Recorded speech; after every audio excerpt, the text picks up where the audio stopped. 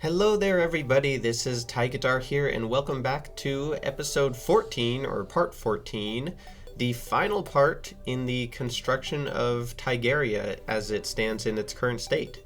So, we start off here with the fishing section here. This portion is going to include three of the major final areas to complete, which first would be fishing. Then we have wiring and mechanisms, and then finally the vault, which includes kind of treasures, ores, and bars, and that type of stuff. But to start off with, we have the fishing area. And unlike most of Tigaria up to this point, with it basically being mostly display showcases for all of the items and things in the game, the fishing section I did want to bring in a level of functionality and have it be a manipulatable fishing hole that provided all the different biomes, or as many as I could, for the different fish variants. So to start off with, I did a bunch of testing and sort of trial and error troubleshooting, playing with different biome manipulation to see how possible it would be to actually have a very compact place of standing where you could just, my goal was to basically just be able to move between one or two blocks to determine which biome you're in, to catch different types of fish and crates and whatnot. So I started basically playing around with all that. And fundamentally, I realized that the biome there, well, first I discovered the exact distance at which a block is counted as part of the effective biome near the player, basically. So as I could create basically a big diagonal or a big square centered on the player, a rectangle, and in two of the opposite corners of this rectangle I could place one of the block needed to produce the biome. And then the rest of the mass, the main mass of blocks, would have to be somewhere within that rectangle, but it didn't matter where. What mattered is just the two opposite and outside corners where the final blocks required for the biome to be produced would be placed. So that allowed me to precisely find and arrange like one specific block where the player would stand to activate a certain biome. And so using this, I was actually able to come up eventually with a very compact arrangement for most of the various fishing biomes. Now, there are still exceptions that you won't be able to get in this circumstance. Mainly, you'll immediately realize that there are unique fish and items caught only in the underground. Obviously, we are above ground here, so I would still need to include some little alternative section in the underground portion. I also spent a while troubleshooting the size of the lake, so you can see it's fairly large here, but I kept having to expand it gradually to get it big enough to actually allow for the catching of salmon, which are basically a unique catch that you can only get in very large amounts of, or very large pools of water. So I needed to make sure it was large enough to accommodate for that. And that's why I went with that size. Next, I did a bunch of trial and error on the size of the lava pool necessary to catch things without any fishing power penalty. So I had to figure that out. And same thing with honey. So lava and honey are also important fishing locations. However, interestingly enough, they don't require you to be underground. Logically, you would have to be underground or in the underworld to fish in lava. However, that's only because that's where lava is naturally generated. If you build a lava pool above the surface, you can just you can easily still fish your lava catches in the surface. So that's what my plan was for that. Other than that, I already mentioned I would need an underground alternative for fishing locations, but also the ocean is its own unique biome. So I, at the end, am able to build or just include a teleporter that takes you to the ocean, where I have a small like custom ocean fishing zone set up. So with that basic knowledge, I got going on figuring out the actual block, but the biome block placing. And luckily, it actually worked out very well for me to have this located right next to the large monolith on the right-hand side here. So inside of this monolith, I could easily just place basically as many blocks as I wanted. They were all close enough to be counted for the biome activation, and then I could just coat them in echo coating and actuate them so that they would not have collision and be invisible. So they were just basically not causing a problem at all, which worked out very nicely. Another thing that important trick that, or not really trick, but something that I did was use hardened ebon sand and crim sand for the corruption and crimson biomes, and this is because they would also count towards the sand in the desert biome, so I didn't need quite as much volume as of sand blocks or hardened sand or whatever I wanted. It just made things a little more compact and efficient because I had that overlap there, so that worked out very well. Another thing is I learned that the hallowed biome, it actually works differently with the crimson and corruption compared to most of the other biomes. And this is where I kind of really started realizing that I had initially kind of imagined that the snow biome and the desert biome were kind of mutually exclusive and they would cancel each other out. So say you had 100 sand blocks and 100 snow blocks, it would balance out to 0. But that's not actually how it works. How it works is they both accumulate simultaneously, and once one of them hits the certain threshold, which I can't remember what is off the top of my head, but especially for desert, it's quite high. But both desert and snow require a lot of blocks to produce the biome. But once one of those biomes hits the required block number, then it produces that biome.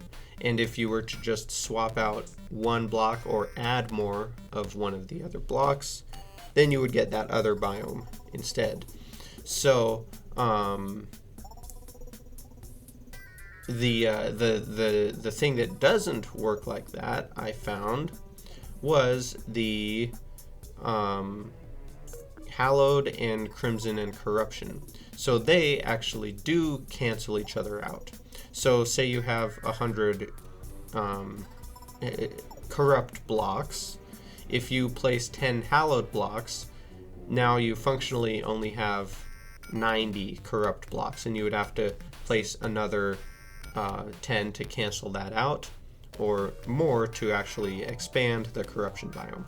So basically what that means is the crimson and the corruption biomes were exclusive were mutually exclusive with the hallowed biome. So I could not have both the hallowed biome and the crimson and corruption all together in this arrangement that I was going for here.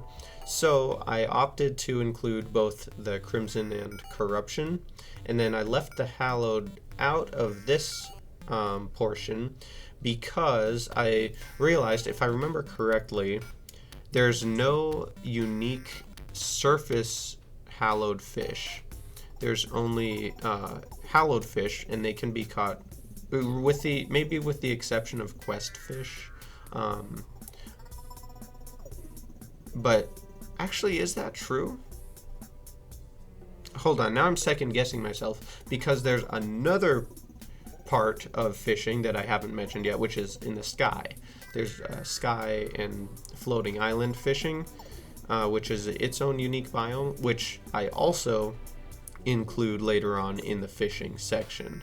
So somehow I split up, I put the hallowed in the sky, if I remember correctly, instead of here in the regular surface, but I'm still able to accommodate all the different fish doing that.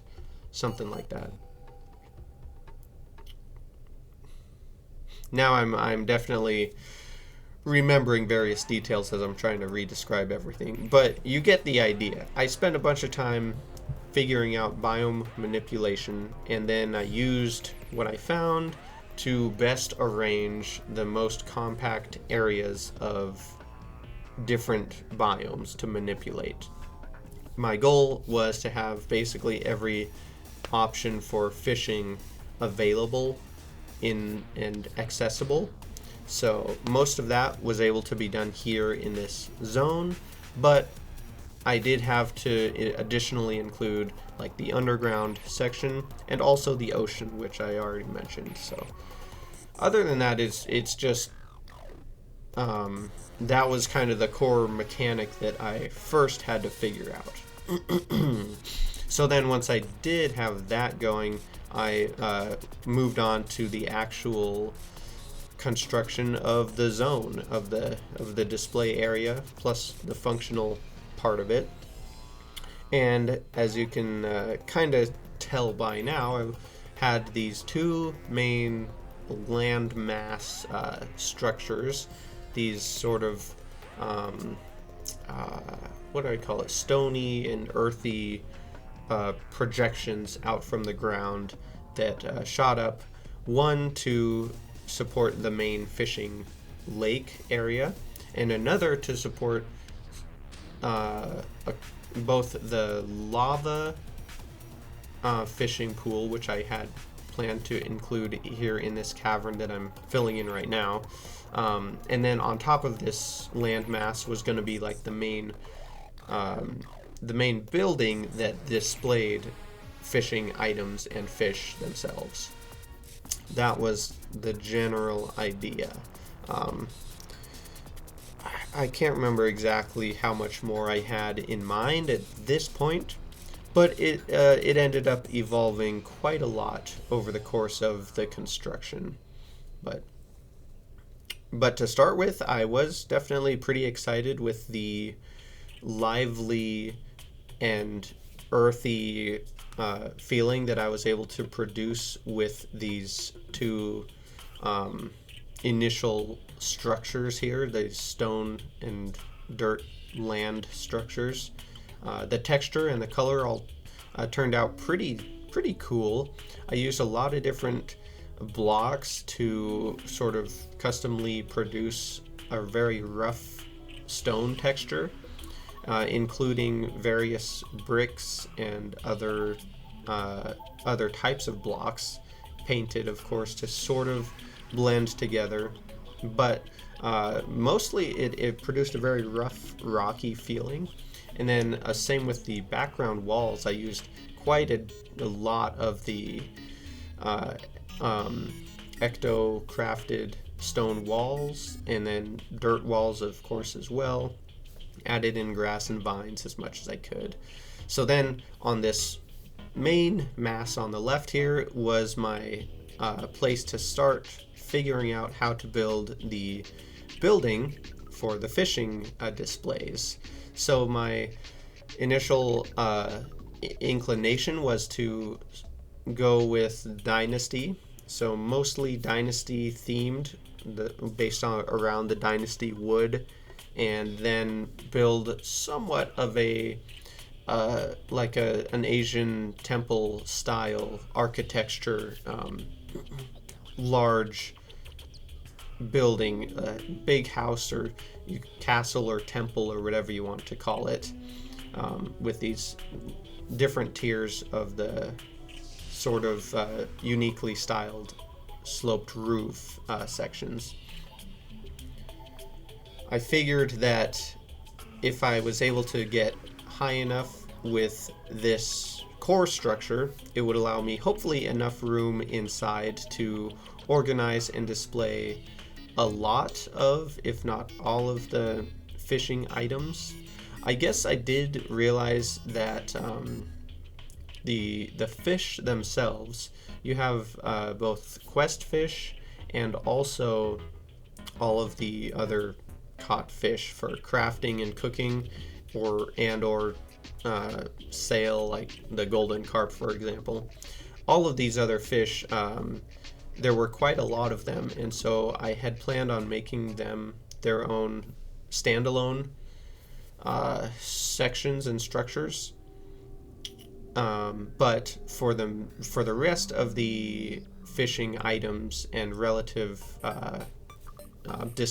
things to display, I wanted this building to be able to accommodate that. So things like fishing poles. I'm trying to think what else. I was gonna say bait.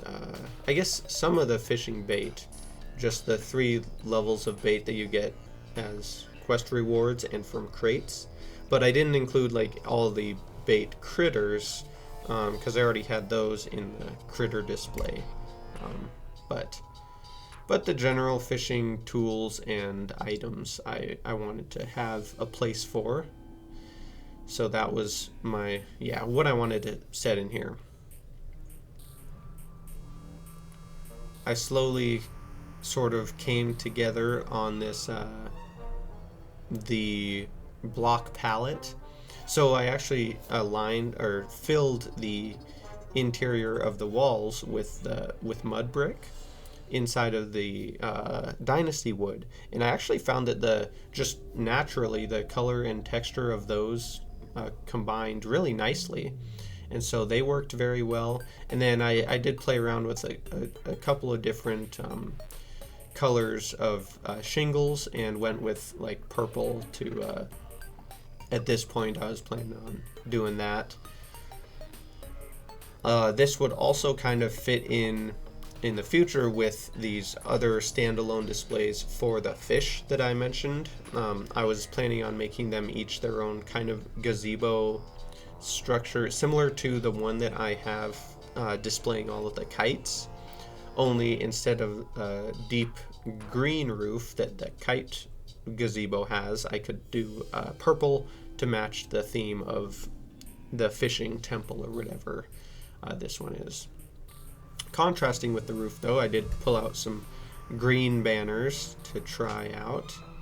And this also, the green banners kind of linked it back to the opposite side where we have the music manor, where and as well as the statue display in the banner, the Hall of Banners.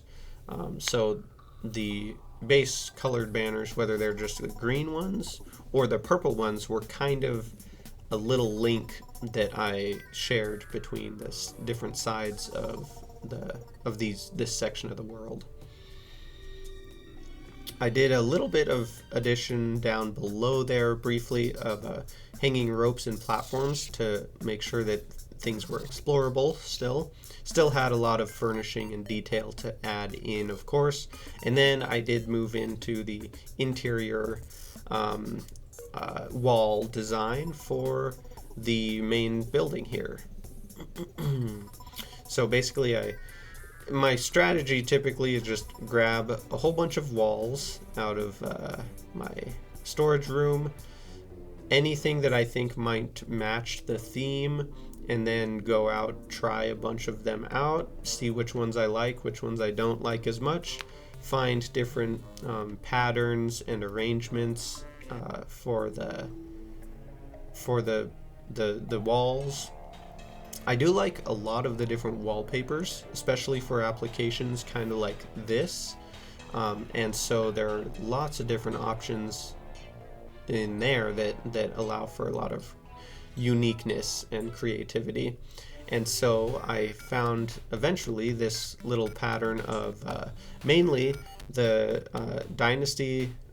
white dynasty walls, I think, for the main wall type. But then I had this ceiling or the trim along the top of the wall, as well as this sort of runner highlight, which on the bottom, one block above the floor, which was out of Skyware, what's it called? Skyblock walls or whatever. There's a name, Sunplate walls. That's what they are. Couldn't remember for a second. So once I had the general structure basically done now for the fishing temple or whatever you want to call it, I moved on and outside once again got going on some of these little gazebo themed structures. And so over the lake here, and I wanted to do this pretty early on because this lake and the bridge that I'm working on building over it would be what I needed to finalize the biome manipulation zones around. So I needed to, sooner rather than later, precisely figure out where I wanted to place the biomes to be active. And so to get started on that, I needed the bridge over the lake, and designed it supported by these two larger, or well, medium size kind of gazebo or shelter structures, I guess. That's probably a more accurate way to describe those. Just outdoor shelters. They're like just roofs with a couple of big supporting stilts is all. But between the two, I had this idea to put a suspended bridge that hopefully my hope was to have it kind of drooping, but also well supported by a drooped line across the top that then held up the lower part of the bridge, which still arched upwards rather than drooping downwards. Just kind of a weird stylistic choice that I went with to try out. And then here on these little platforms that hang below the bridge, these are where I wanted to activate the biomes at.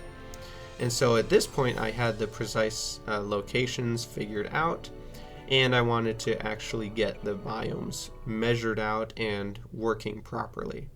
So then I took a little bit of a break, finalized that, discovered some of the blocks that were actually slightly out of range, so I had to make some adjustments and organize how I laid out the blocks here in the monolith. Had to get a little bit more creative and strategic with the placement.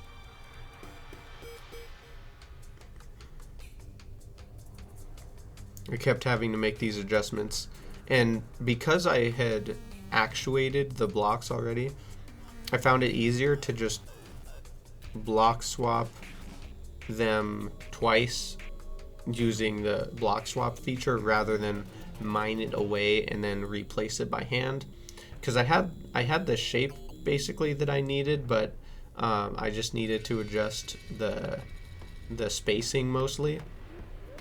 So it was a little bit time consuming to get this right, but I ended up needing to shift things closer to keep the blocks in range of the bridge here where I was trying to set up the biomes.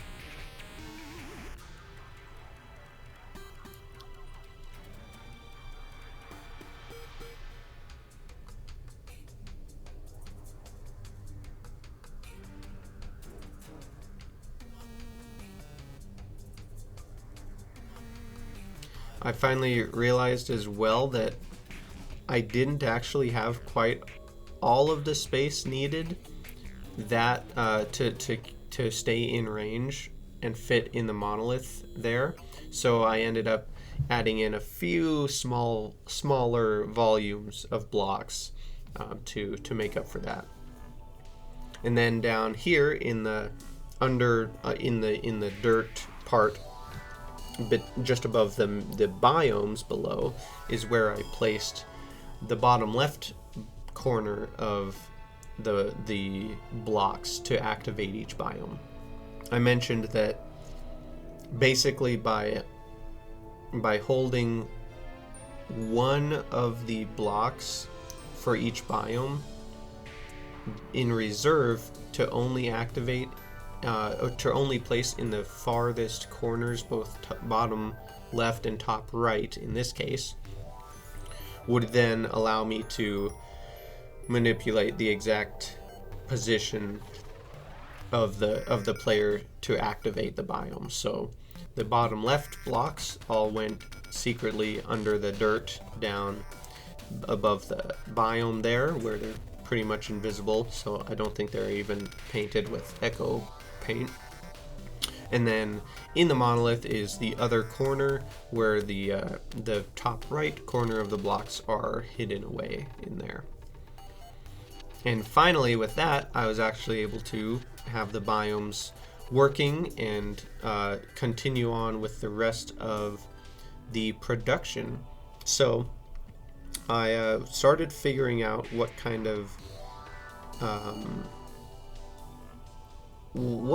method I would want to use to make floating structures.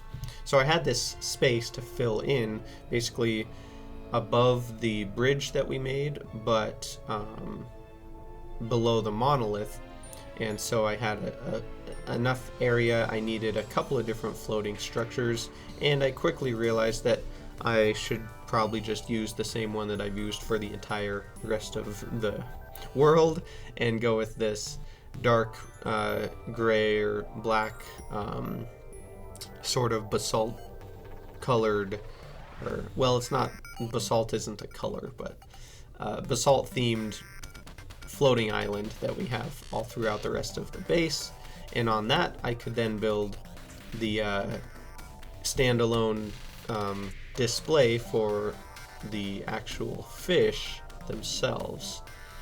So I still needed two main zones for the fish.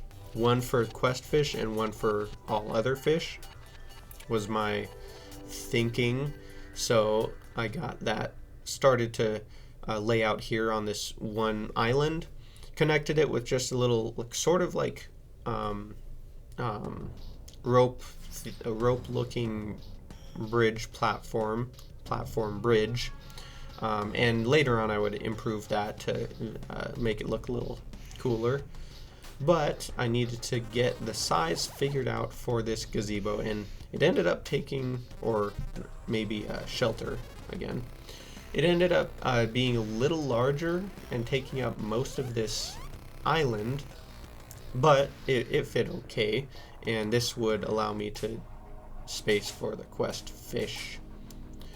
The funny thing, or one of the funny things that I learned in preparation for doing this, I discovered that all fish can actually be placed on weapon racks. Not only item frames, but actually weapon racks to display them larger.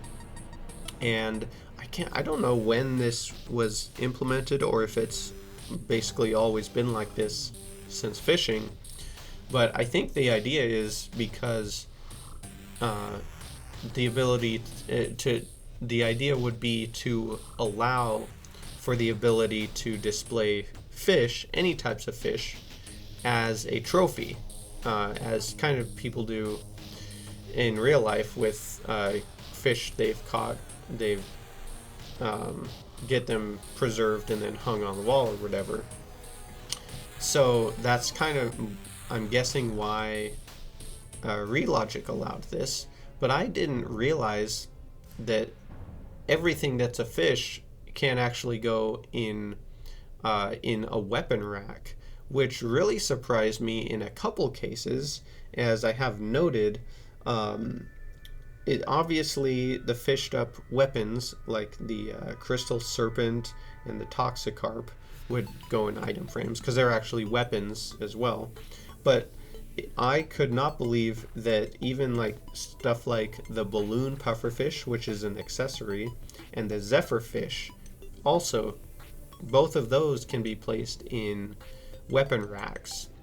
Even though balloon pufferfish obviously an accessory, and then the zephyrfish just a pet summoning item. So I was totally blown away by that when I discovered that. But along with those, every material like cooking fish can basically be placed in a weapon rack. So you have all of the different potion making fish and everything, as well as like the golden carp and stuff like that. Here's what I was trying to do here. As mentioned earlier, I needed honey to fish in because there's a few things uniquely you can get from honey. However, my first idea of attaching a big beehive to the side of the monolith failed when I discovered that the beehive actually counts towards the jungle biome.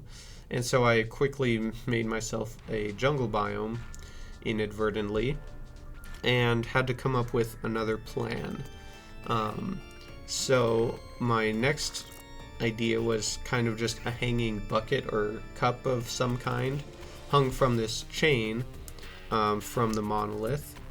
And then in that thing, I could put a honey pool for fishing in honey.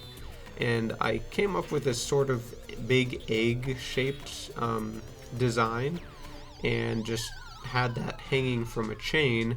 And it actually, I mean, it's a little bit funny looking, but it actually works just fine. And so functionality-wise and visually, it turned out okay. And I was able to work with that, and then on the inside to add a little bit more color and to match it with the rest of the sort of Asian architecture theme was I could build a mini shelter with a matching roof and color scheme to the temple and the other main shelters outside. So it turned out decent, but definitely not what I was initially anticipating for the honey fishing inclusion.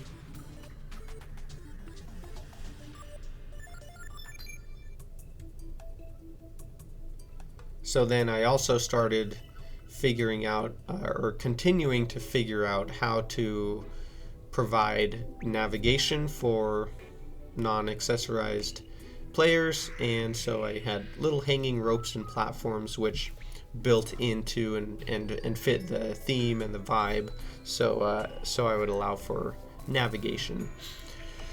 The other fishing inclusion necessary was of course the sky fishing, and so I figured out the minimum height I would need to be at for that, and then went ahead and just made myself a little custom sky lake, basically. I tried to roughly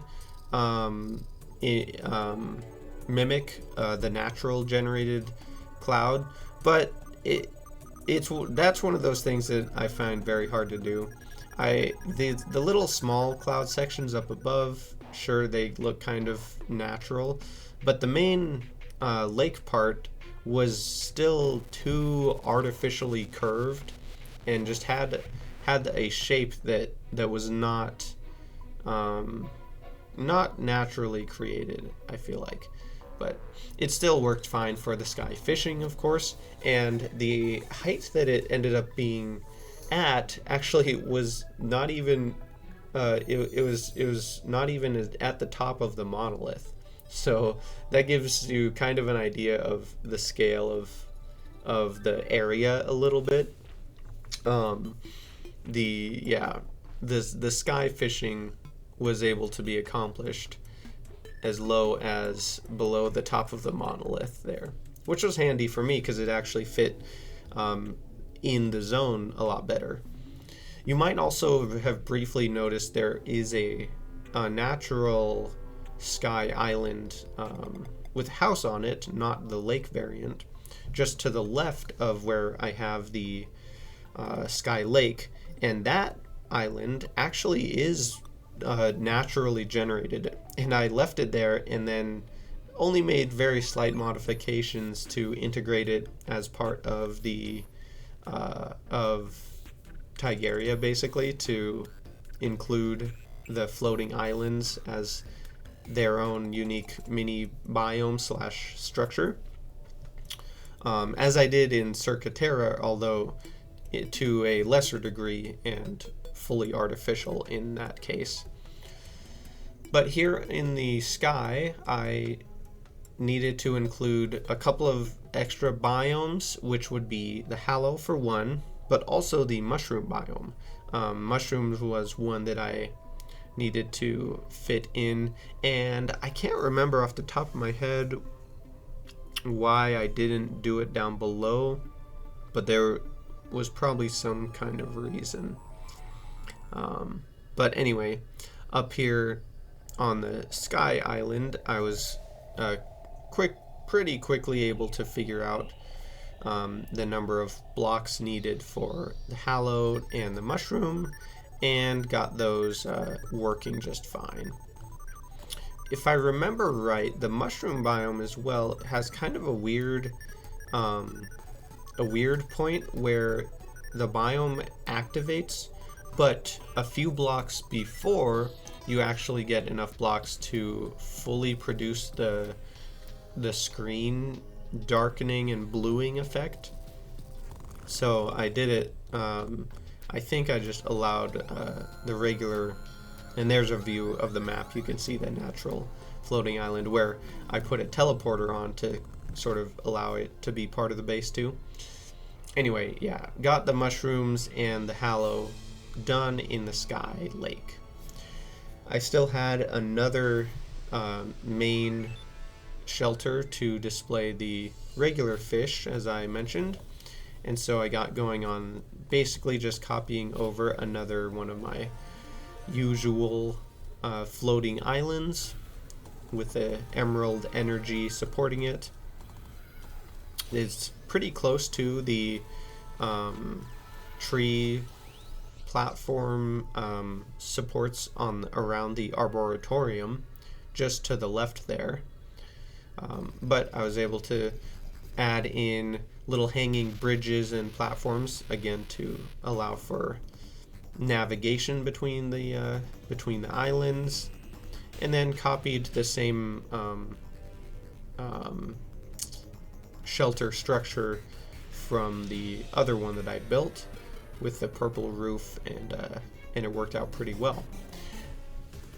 I will mention that the roof for this for these outside larger shelters, I copied almost exactly thematically and block palette wise from the kite flying park up in the center of Tigaria, except in this case I painted the roof purple, I believe with deep purple instead of green, or maybe it was deep lime even, that I used for the other shelter. But in that case, or in either case, it's smooth granite blocks with large bamboo walls behind, and then maybe just a few different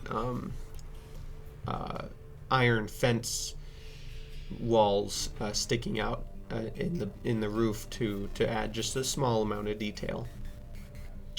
Then I got figured out on how many and how to arrange the item frames. Well, actually, first the weapon racks, as mentioned, for the fish.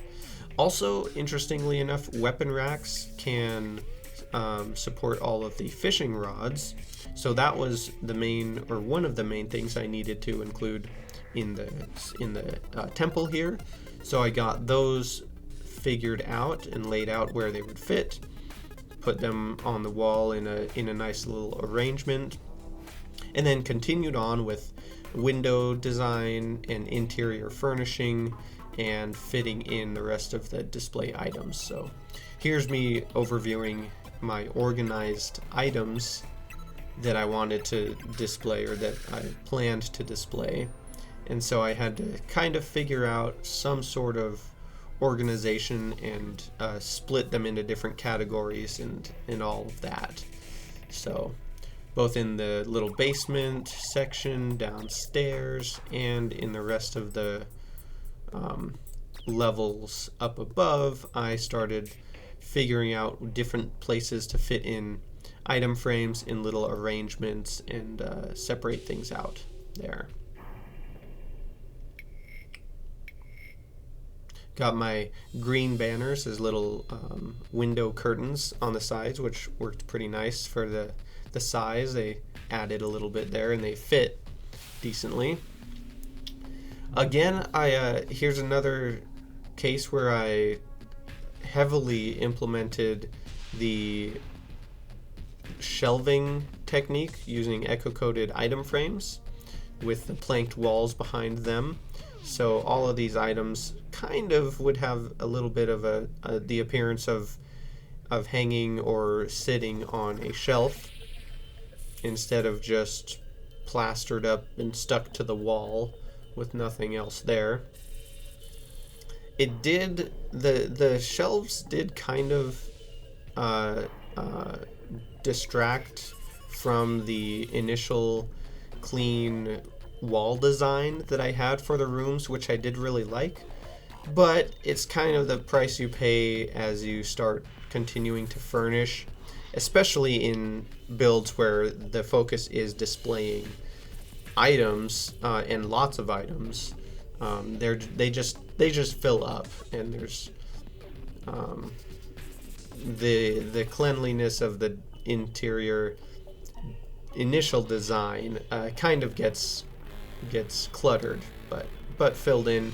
And I suppose in future, if I do want to continue with other builds that don't require complete furnishing and filling, I would definitely have the space to play with less busy interiors.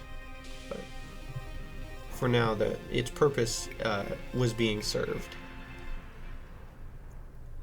I think I have most of those items that I was hoping to get displayed arranged in there by this point.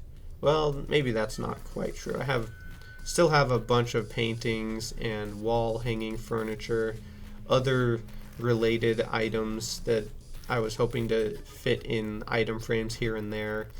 I think I actually have way more furniture than I could fit in here inside this building, but that's okay. I just gathered up enough thematic items that could fill the space, and I had plenty left over. So in the end, there was no shortage of furniture and other items fit to display. In fact, I do end up squeezing a bunch of extra ones in, like a lot of the paintings and the wall anchor and inner tube and whatever stuff like that. Pretty large wall furniture items. I put them into item frames instead of hanging them directly on the wall, which saved a lot of space. Only taking up 4 total wall tiles, 2x2, instead of 9 in the 3x3 format they're naturally in, is a big difference. And then I figured that in addition to this little teleporter I included, I would kind of like it to have be connected physically as well. So I hung this large silk rope down from the top, and the silk rope definitely fits the theme nicely here and contrasts with the rest of the regular ropes, which I used for little bits of railing and support here and there. So it was nice to be able to get the silk rope out here, because hardly ever use that anywhere. but it definitely, color-wise and texture, looks really nice here with the Asian architecture theme. Then I think at this point I was finally down to the actual furnishing of the remaining space in the temple here. So then I had a little bit of fun and just found things to fill in the rest of that space. Got some furniture as well for the bridge outside, the little patio, overhang, shelter area, all this stuff. And then, of course, there's still a lot to go from here with walls, with rubble and the rubble maker, rocks and bushes and plants and everything.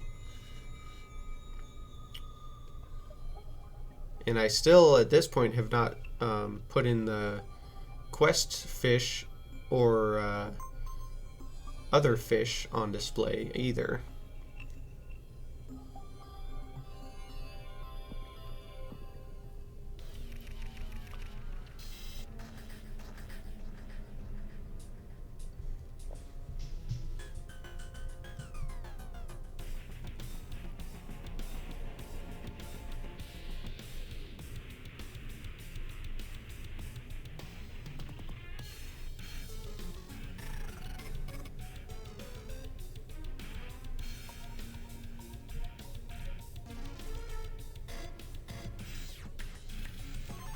Down to the pots.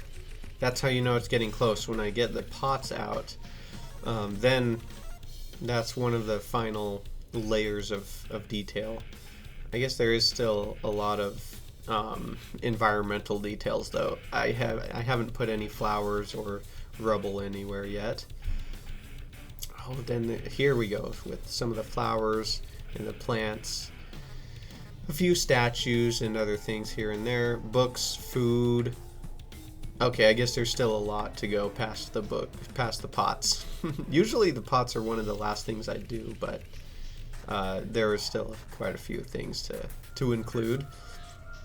On the stony earth structure bits down below, I did want to include more color and texture, so I got mosses out to do some of that with. A bunch of shells and starfish, even some crystal shards to add a little bit of a glowing effect down in the water pools.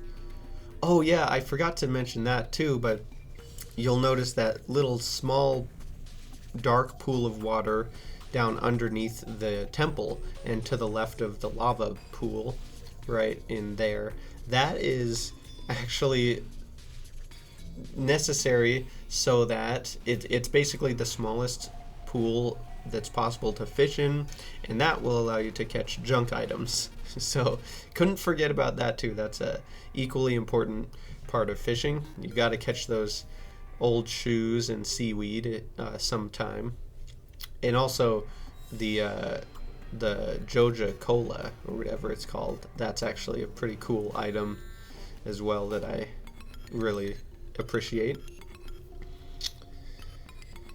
Now I've gotten most of the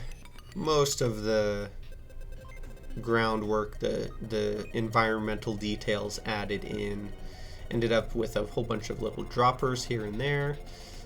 Get the teleporters sort of organized, connected, laid out more fully.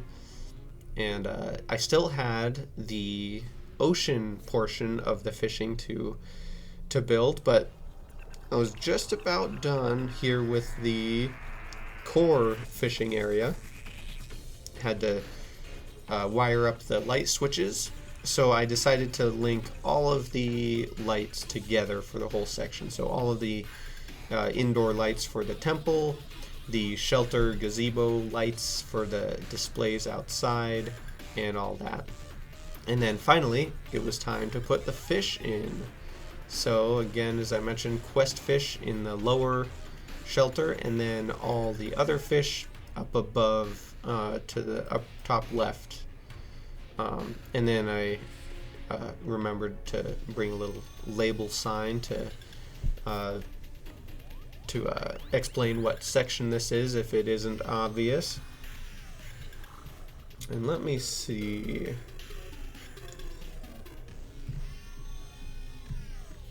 I don't really have notes on the amount of fish.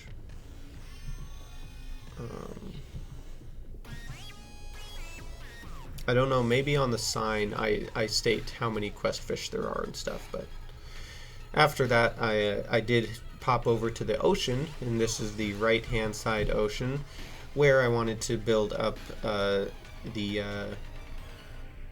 fishing inclusion for the ocean catches.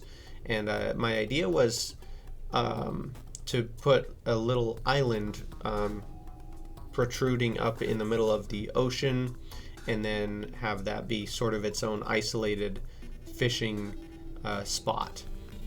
And my main inspiration, if anything, for this was actually the album cover for Plastic Beach. Is that what it's called? By Gorillaz.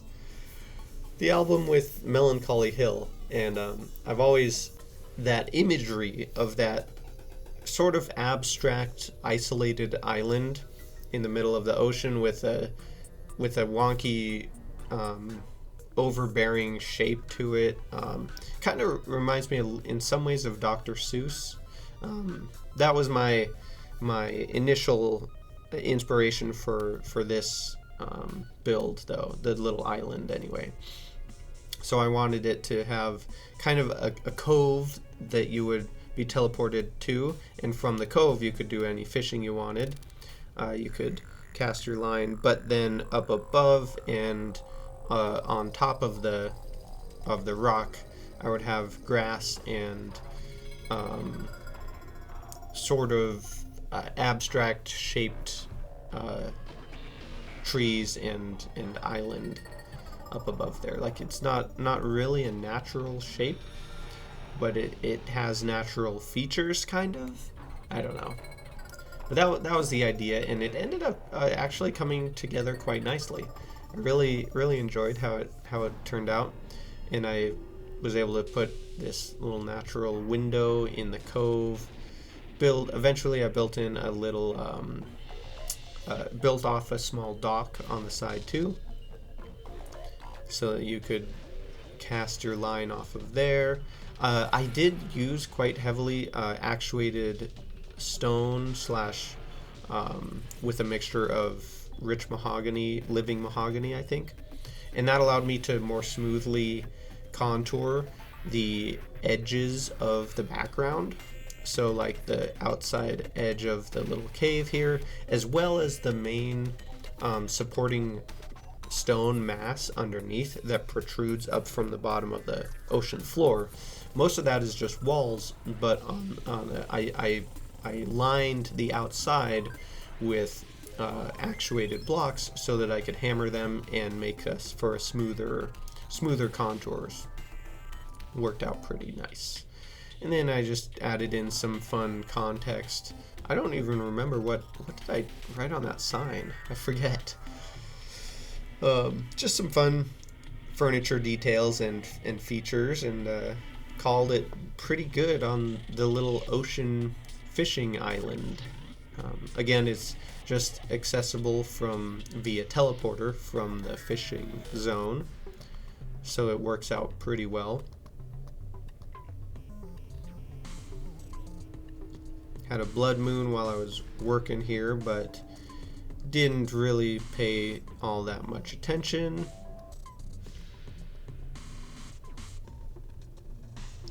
And that was basically the conclusion of the core fishing area as well as the ocean.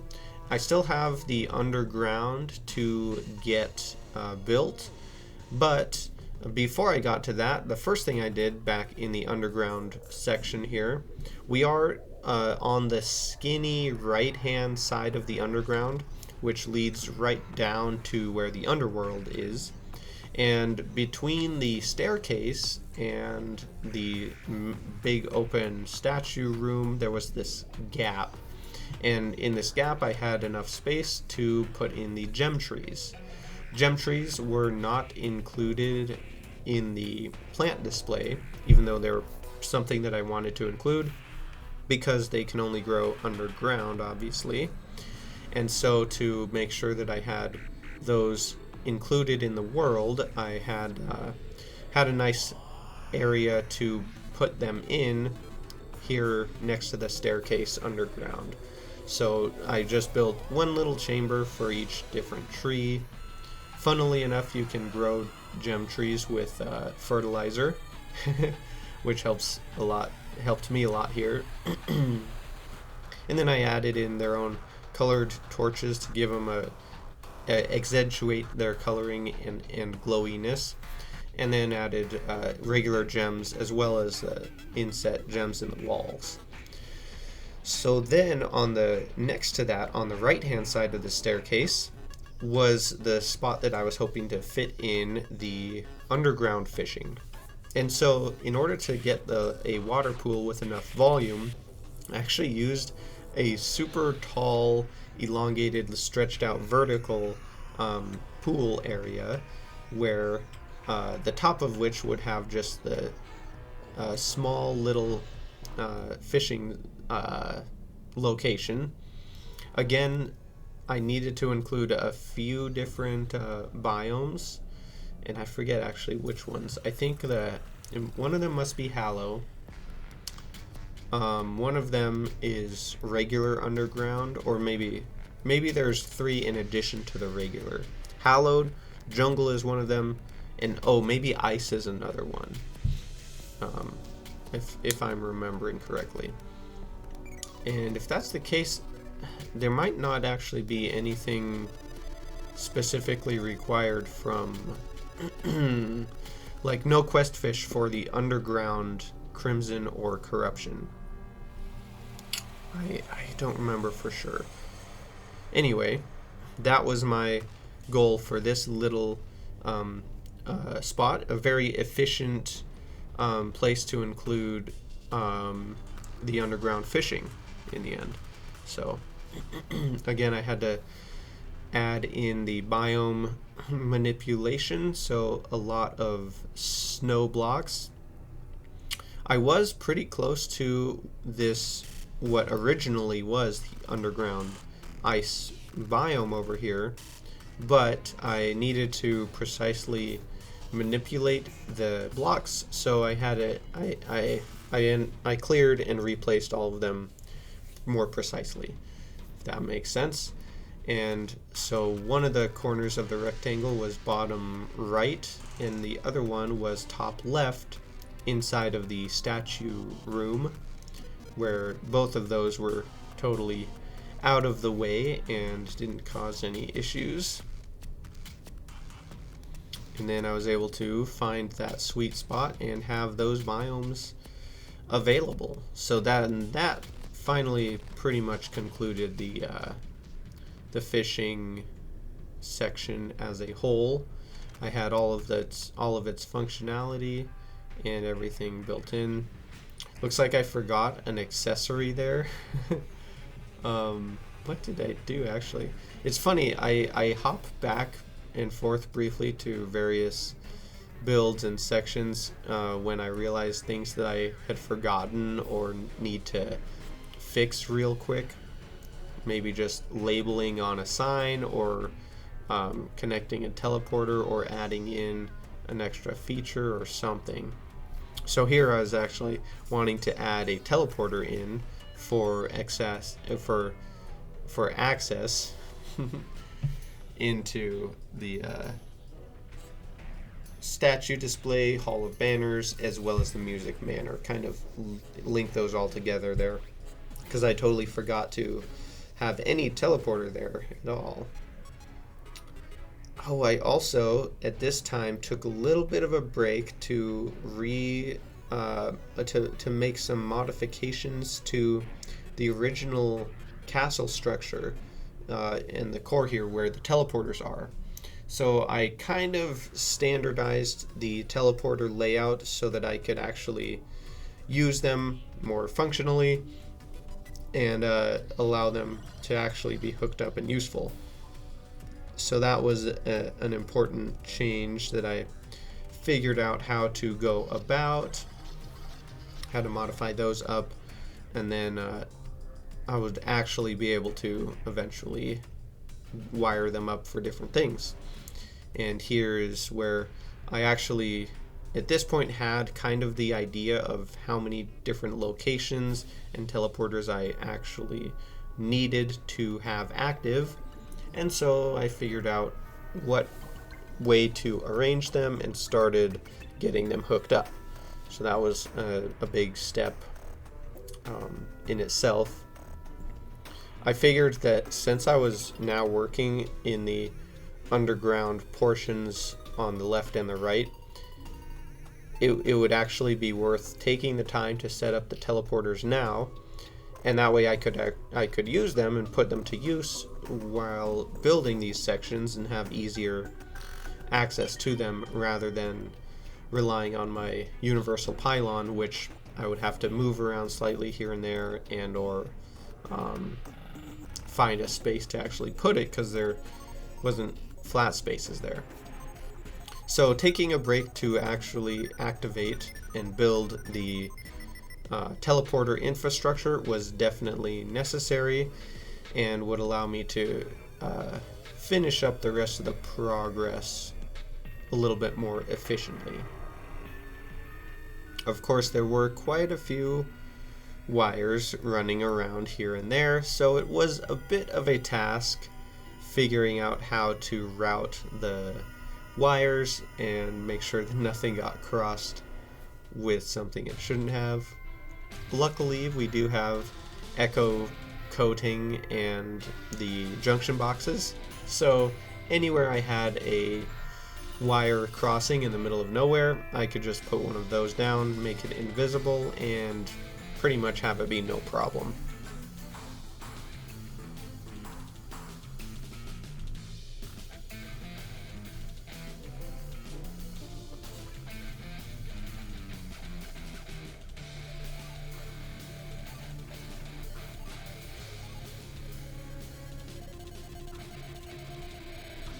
Oh, it looks like I also realized while doing this little teleporter touch up, I realized I forgot to fill the plates in the Hall of Banners with food, so I had to do that really quick.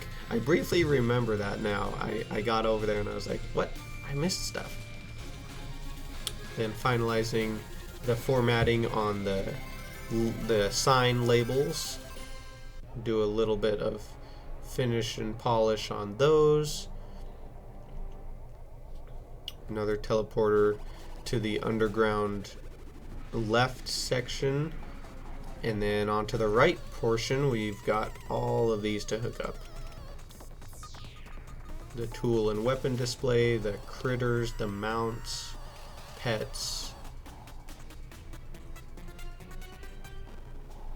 and then all the way out to the monument. We got the NPC housing, the arboretorium, and then finally is going to be the fishing zone.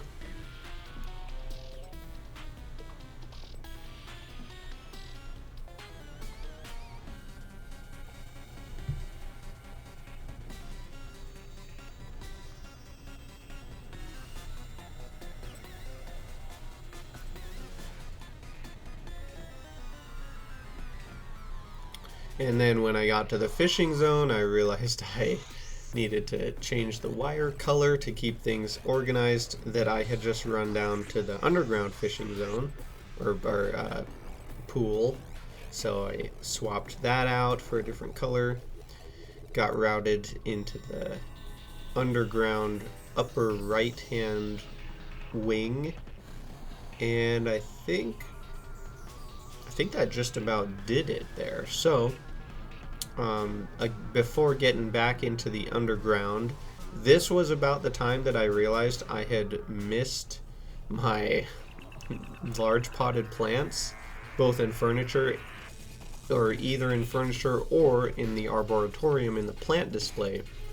So I needed to figure out something to show off the large potted plants, and I also needed some sort of pathway connection for exploration between the very left-hand side of the core outside of the block display, or near Guido's paint shop, the paint display, and up above to the top portion of the furniture display. I wanted an explorable path here, so I figured I could try to design some sort of large floating archway bridge, maybe between two floating islands, and on that bridge then I could arrange all of the large potted plants. So I was accomplishing a couple of different things here with this small side project. Few smaller other links here and there too that I continuously added in as far as pathways for exploration, platforms, and bridges. So I kept working on that, chipping it away, making sure there was actually a connection between different places.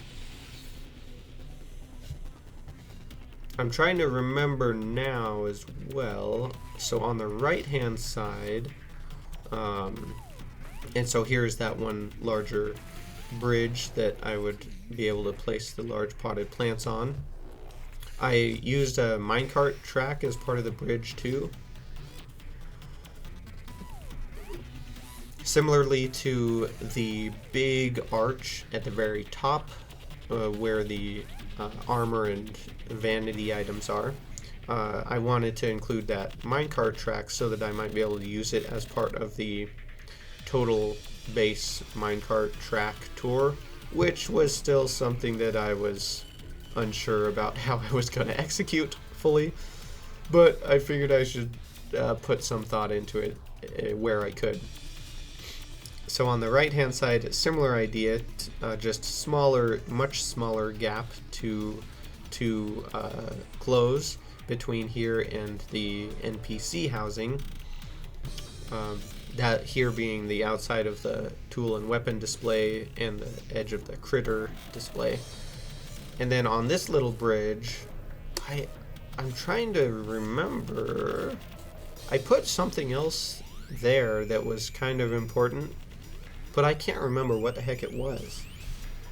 I might have it written down somewhere.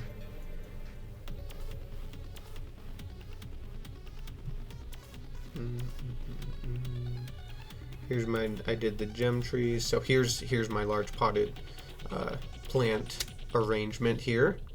Tried to figure out the best way to put those. Also included the seaweed planter. I don't remember if there was a specific reason why I did that, or if it just because I had enough space and it sort of worked well for the symmetry of the arrangement. And the seaweed planter, I mean technically it kind of is a large potted plant actually, but it's probably my favorite potted plant furniture item. It's one of my very favorite furniture items ever. I don't exactly know why. I think it's a combination of having the planter be fairly hard to obtain, having it be only from fishing quest rewards.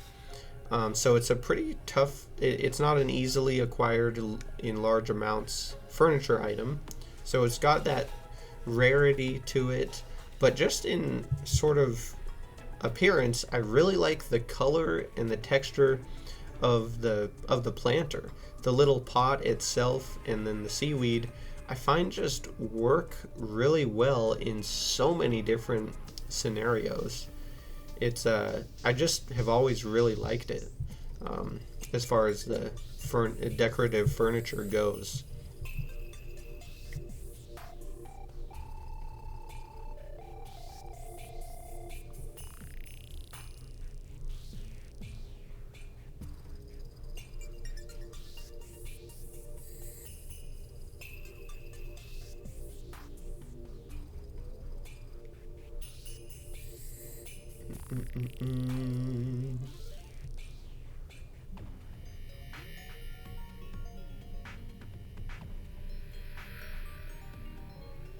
Let's see. I'm not seeing notes on what I put here. Oh, here I go, though. Maybe I'll answer my own question. I was trying to figure it out. Something in item frames. What is it? Tried to make an interestingly decorated bridge at the very least. Just good old, I think, mahogany fences. Painted gray and or white. I use all the time still in many different applications. I started using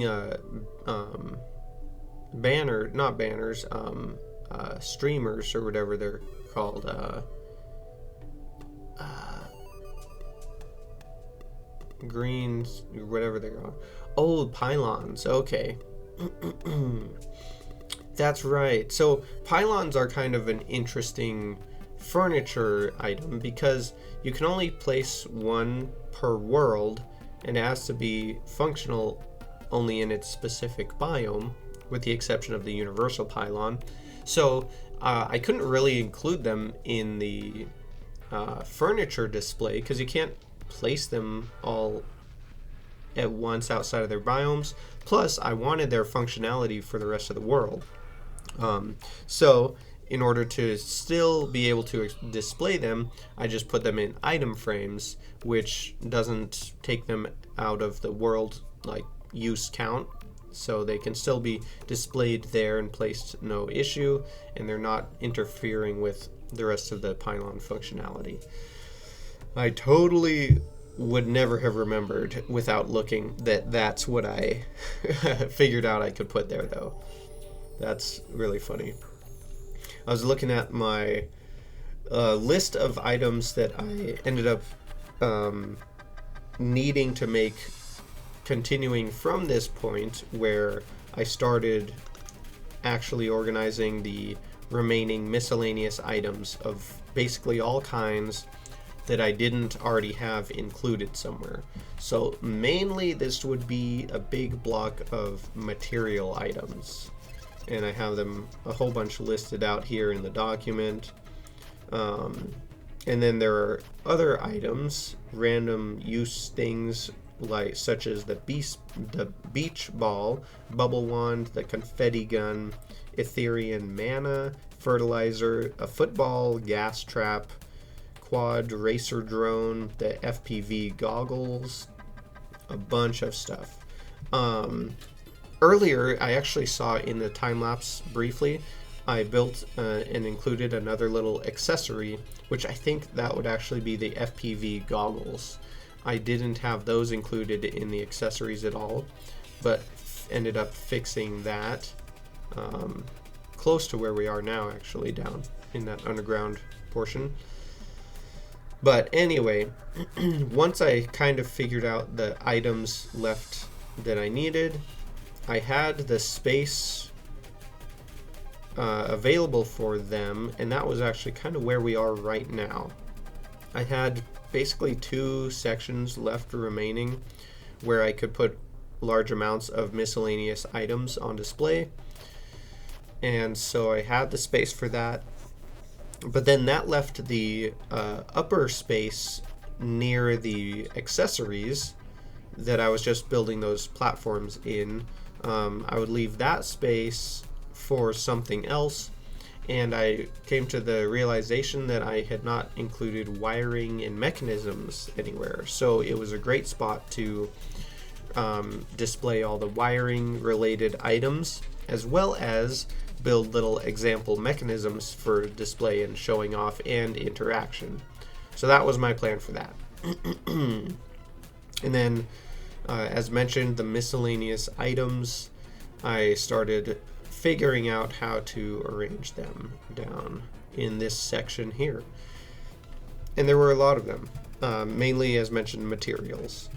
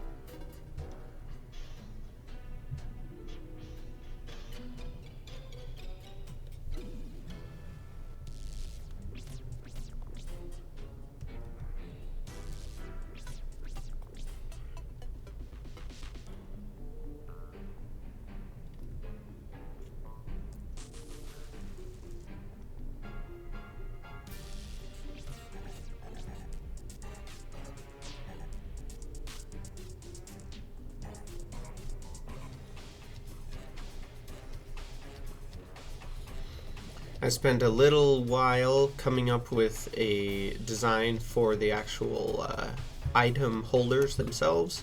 So supporting the item frame, I used some cog walls and I think, right? And then brass shelves? Yeah, right?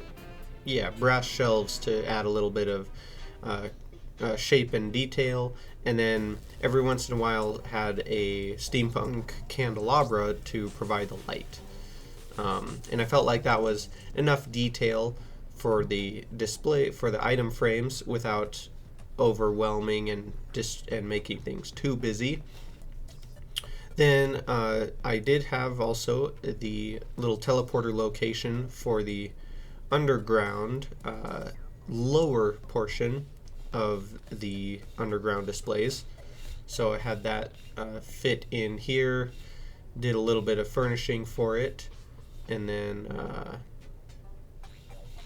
had that going for me, and continued on with the various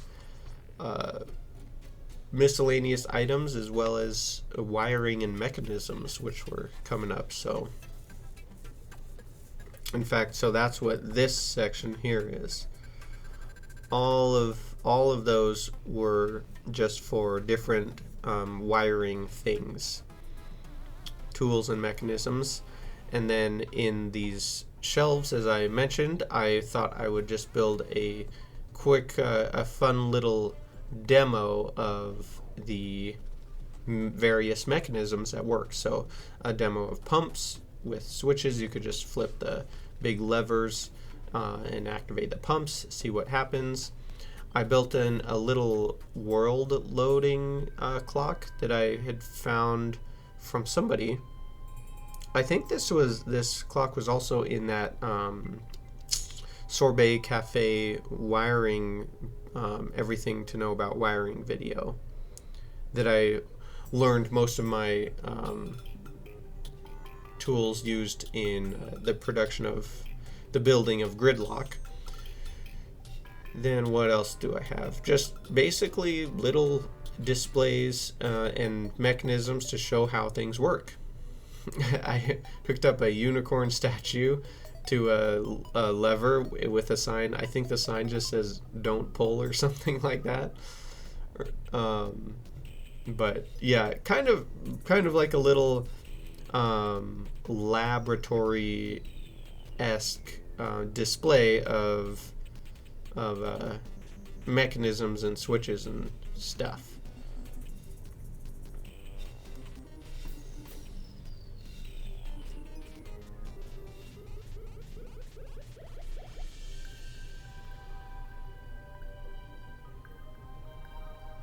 A couple little logic gate mechanisms with one's a T flip-flop and then something else. I think I forget. I'm sure a lot of people can tell just by looking at that what that is, but I forget. One of them is a T flip-flop, though, I'm pretty sure.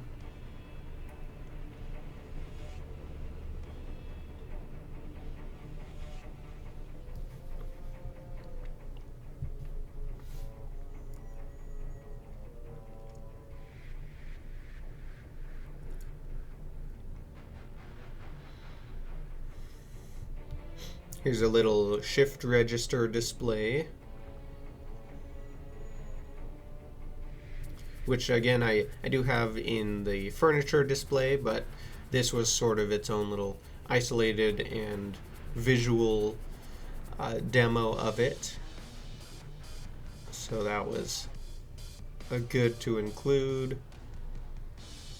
A simple teleporter demonstration too.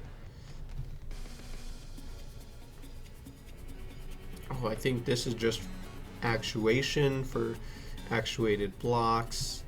Yeah, basically everything that I could clearly display in a small and clear way. I wanted to build a little something in. So a lot of this stuff too were things that I hadn't really played with before, actually. So stuff like the pixel boxes, I've never used pixel boxes for anything, but I wanted to show kind of how they worked and what they did at the very basic level. So I had those set up, and then same with the wire bulbs that light up in different colors. I have never used those, but have a little now. I kind of have, although just building the very basic demo version doesn't necessarily probably count. Here's my my own fish tank 50/50 randomizer, fish statue randomizer. Had to have that on display. And then I was thinking about doing the or actually did I? Oh, maybe I do. I have my 3-way randomizer as well. The one I came up with for the trivia game. And so I built that out and sort of showed how it works. I think, anyway. It's funny, I don't actually remember including these. The randomizer is part of the display. I just remember general smaller wiring mechanisms and stuff. I wonder if I actually also have just the logic gate version of randomizers displayed, because that would be kind of nice to have too. If I were to do that down here, that would make sense, but I don't remember if that's what I did or not. But you definitely have the idea. Just basically wanted to show off some of the capabilities of the wiring and mechanisms in Terraria, which is something that's so less common in the terms of the total realm of Terraria. Like, I feel like 90% of people who just get in the game and play through it and have a great time are never going to like touch or do anything with wiring. They're gonna remove the dart traps and the pressure plates in the underground and in the lizard temple when they get there, but as far as like creating mechanisms and doing wiring, absolutely not. Like, no one must actually do that, as far as my general feeling is. I guess I'm trying to think of the reasoning why that might be, because honestly, I myself have never well, that's not true. I'm trying to think. In my regular playthroughs of the world, I still very rarely use wiring, and I don't do anything advanced with it at all.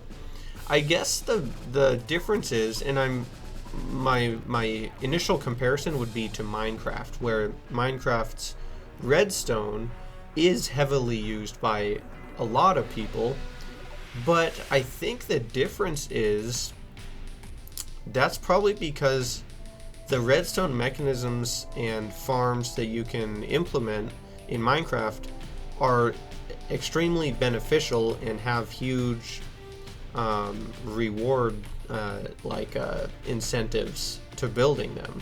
They make things super efficient and make a lot of things a lot easier and possible even. Whereas in Terraria, the wiring system doesn't really provide any. Well, it does allow for the creation of farms and very efficient farms and different things like that, but it's not to the same level that Minecraft is. Like, almost everything in Minecraft, or way more things at least than Terraria, can be automated and made efficient using wiring, redstone, and mechanisms. Whereas in Terraria, there are much fewer things that that wiring can actually be used efficiently on. That's my initial feeling anyway. I could definitely put a lot more thought into it over time, but that kind of results in not many, if any, of especially the casual players ever touching wiring at all. As I was beginning to get to in my own personal worlds, I've only used it for stuff like a crystal shard farm or mushroom farm, where I use actuators and then wire it up so that I can break blocks and instantly harvest crystals or glowing mushrooms, stuff like that. I suppose there's also the really useful like one-way teleporter bed trick that I've shared in one of the Big Brain Terraria videos, but where you have your bed and your spawn bed activated except while you stand on a pressure plate and deactivate the bed, which by actuating a block in the corner or something. So that's a super useful thing to do, where you can basically have two different outputs for the home location in that case. So prior to getting like the cell phone and whatever, you can just use the regular magic mirror and or recall potions and teleport yourself either to your bed, which is wherever you want it, or back to world spawn. So that's a super, super advantageous trick to do, but also something that's basically only used by super advanced Terraria players, I would imagine. So still, just in general, the wiring in Terraria is not heavily utilized, I guess. But during that whole ramble, I went and constructed a couple of example combination locks. I believe that's what those are. Down there in the main opening, and I color coded them red and green on the logic gates so that they would be easier to tell what's going on, kind of. I think that's all that is. There's the 9-digit code entry panel, as well as just a 4 code entry panel variation. And so those were there for display. Took a little bit of time, jumped back onto the spiral staircases and added my lighting in on there. Used so I actually remember taking a big break because I had to search a few different worlds for carriage lanterns. I think I must have some of these noted here, because here we go, yeah. Filled in the right summon items, tree decorations, miscellaneous.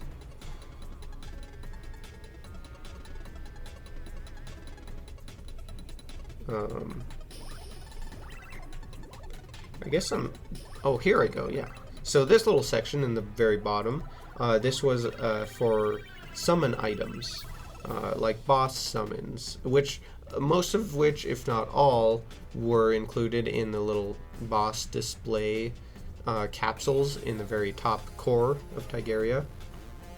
But I noted in my notes here, and here I go placing them, I actually was able to use the chain lanterns, and I was excited about that because I hardly ever come across a situation where the chain lanterns really fit and become my choice. So I really was excited that they fit in there and worked really well. So I was really stoked about the chain lanterns there. kind of a small thing, but definitely appreciated it. Also needed to include my underworld teleporter, so I quick got that added in there. And then some some general granite furniture and little decorative window designs and stuff here in the underground. Kind of a cool thing to be able to do with grates was create those windows and then put, like, I used sparkle or starry wallpaper behind, which emulated sort of a mystic magical window appearance. I guess the same walls that I have behind the accessory displays there. And then here a couple more little sign labels here and there. And back to what I was reading about, though, using the staircases on both the left and right, I generated over 40 worlds and only found one really good one where I got 40 lanterns, 40 carriage lanterns from it. So it was pretty tough farming and discovering carriage lanterns. I didn't really realize how rare of a resource they were of a furniture item. So I was definitely learned about that.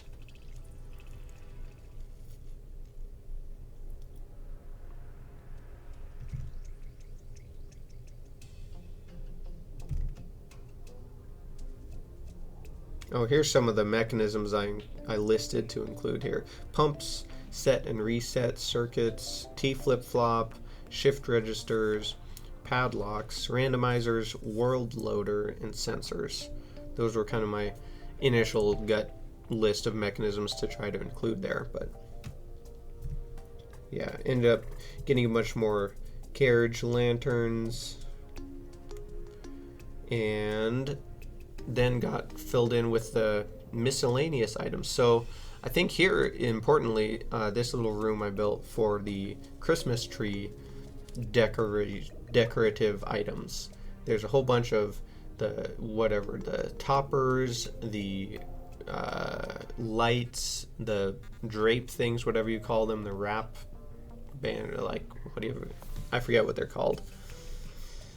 But there's a bunch of different Christmas tree items, and I needed those in their own little spot. So those would be their own small section there with the Christmas tree. Another section would be something else right here. And then finally another section was up above. And between all of these, I was able to completely include basically all of the leftover miscellaneous items that I had yet to put anywhere in Tigaria.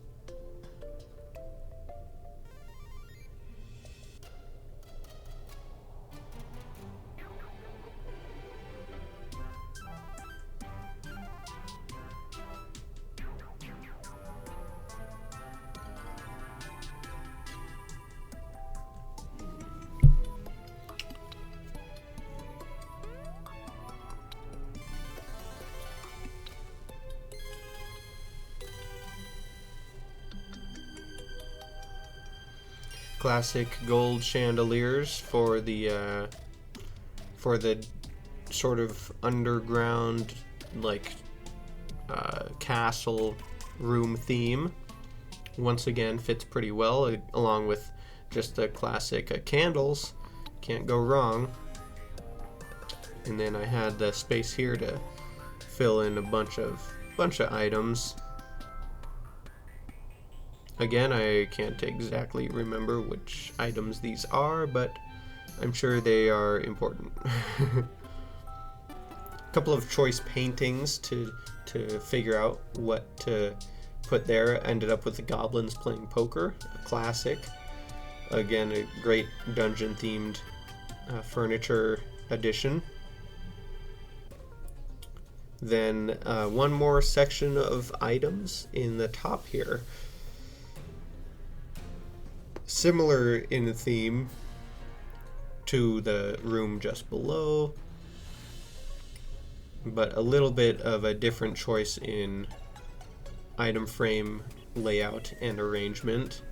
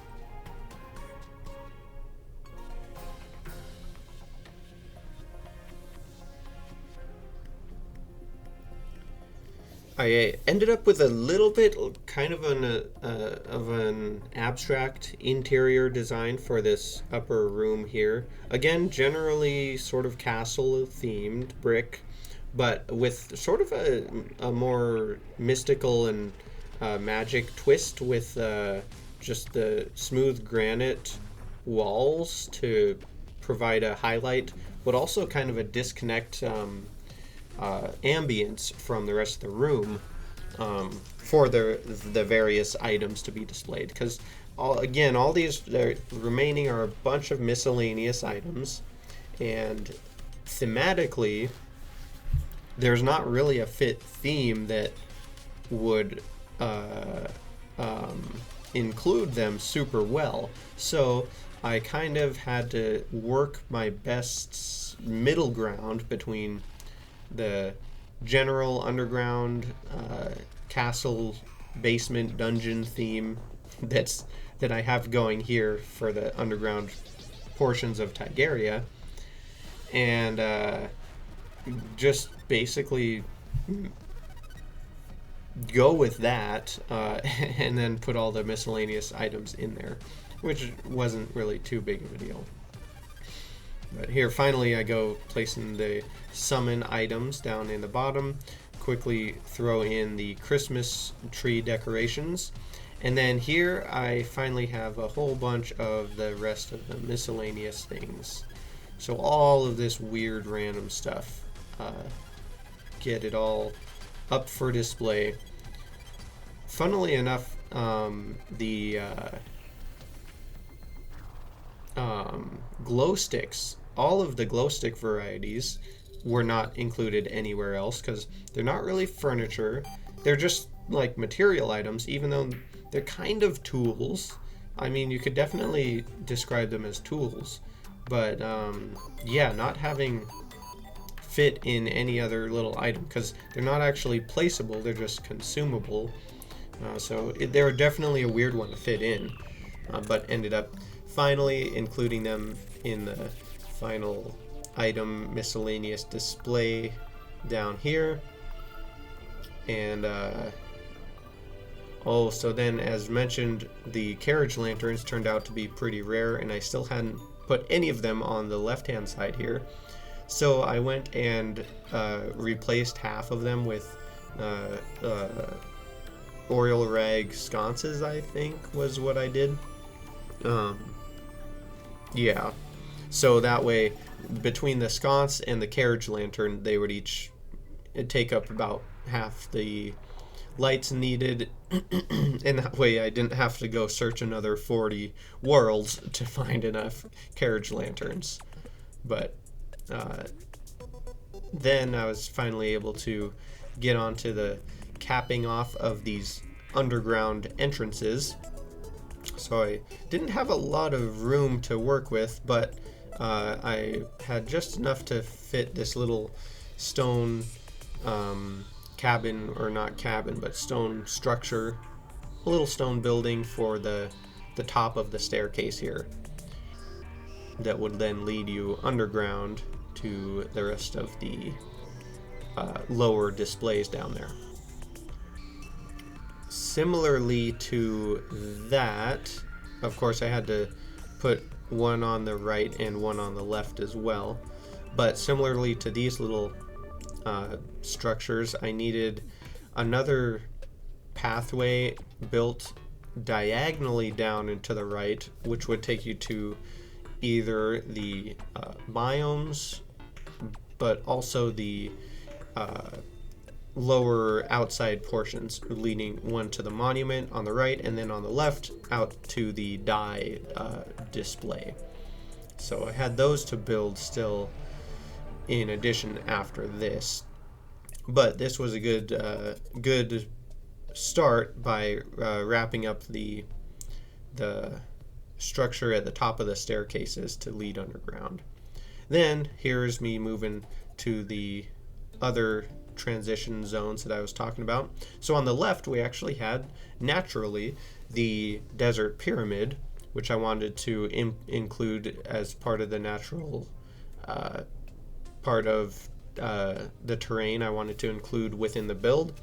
So I had that to work with, but on the right hand side I didn't have anything going through the snowy mountain, so I custom built a sort of snowy mineshaft entrance into the mountain and had that be the pathway down towards the little the transition into the underground, and then also the biomes and the outside portion of Tigaria.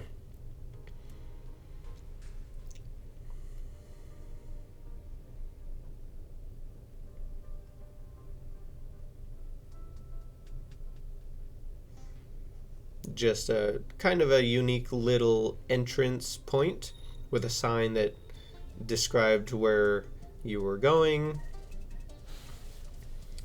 Added a couple little lights and just some brief stairs here and there and platforms. And I wanted it to be somewhat natural feeling, so I didn't just have a big stone platform or staircase that took you straight down immediately. So I found a sort of mid-ground where it was sort of this more natural used mineshaft entrance to take you down.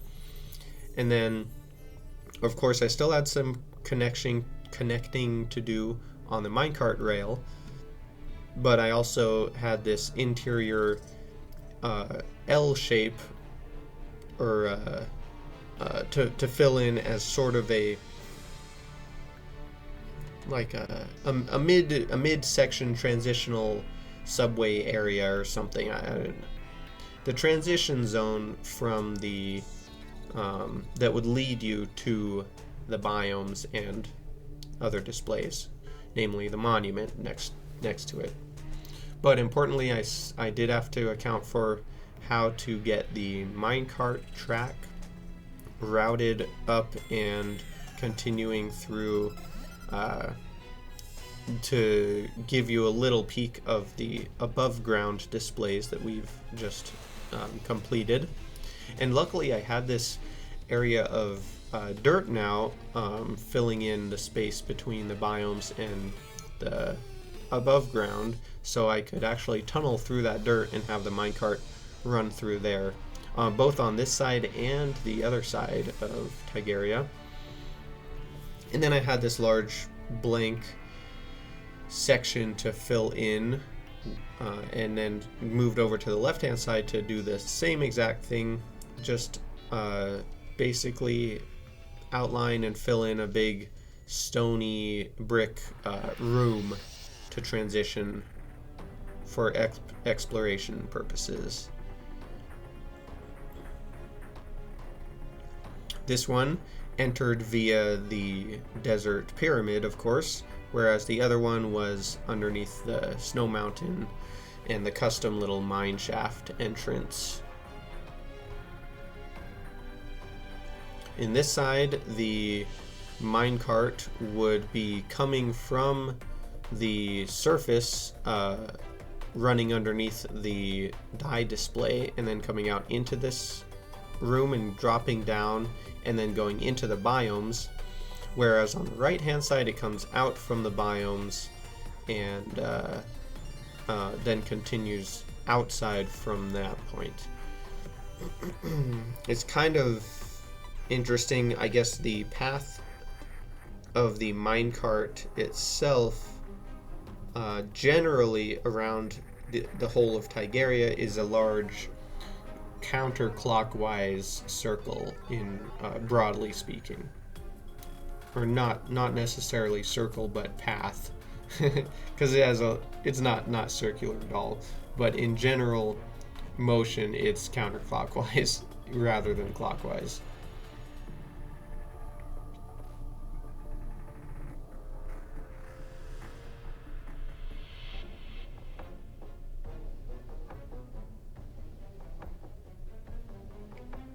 Started figuring out the platform design for navigation.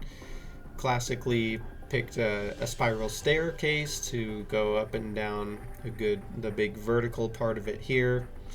And then because the minecart is just dropping downwards, I could take advantage of gravity for the most part and have it just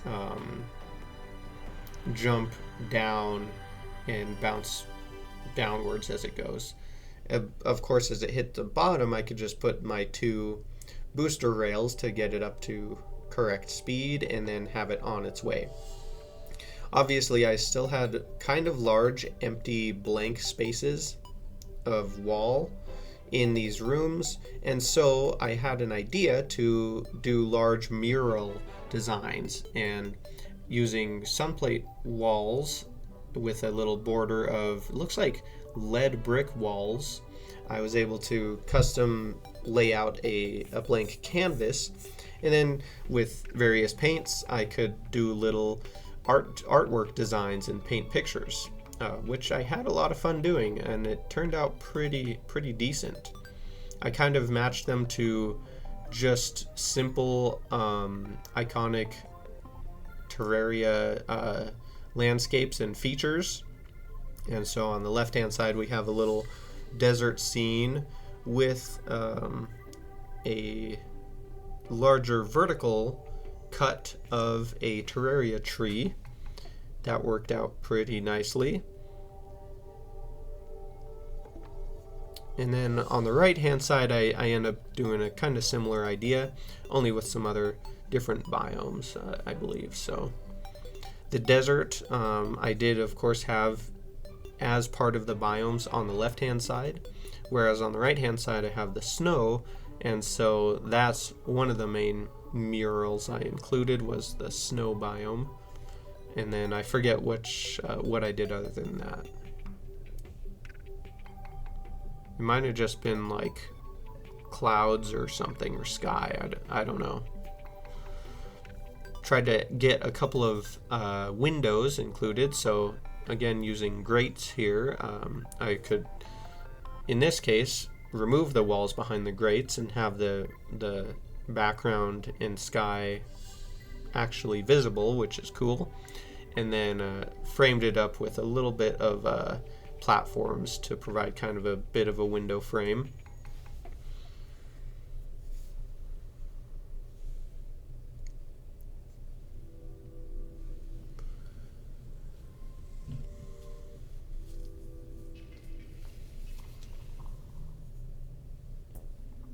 Another location for teleportation access there, in both of these little, I want to call them like subway tunnels, but I can't figure out a better way to describe them.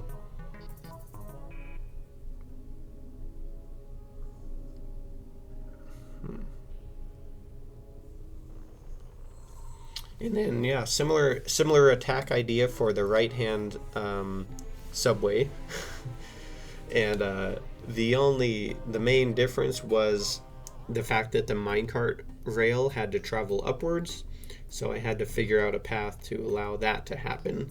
And so that was kind of a little more intrusive than on the other side, but I was able to furnish and arrange the room around it, no problem.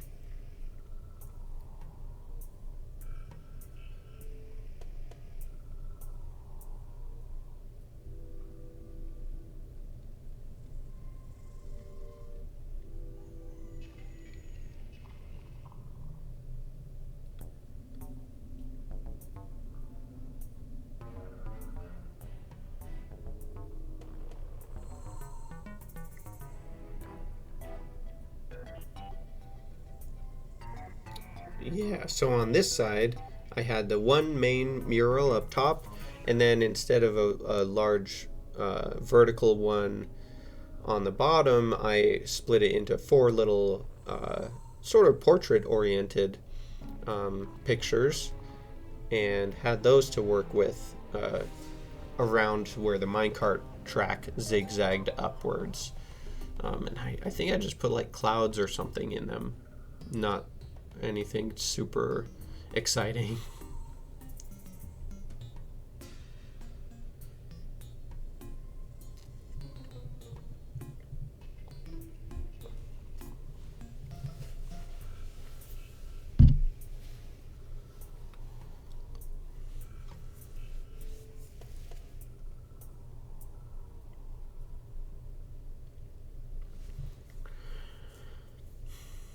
I suppose this might be a good time I can mention my thoughts for the future of Tigaria, kind of. Obviously, I'm really happy with the state that I've got it to right now.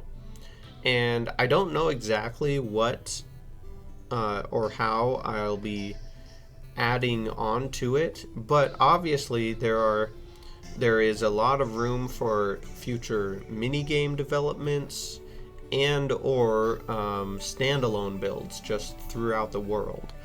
I mean, I've almost never done just a high detail standalone aesthetic build. Most everything that I've ever done in Terraria is number one for functionality.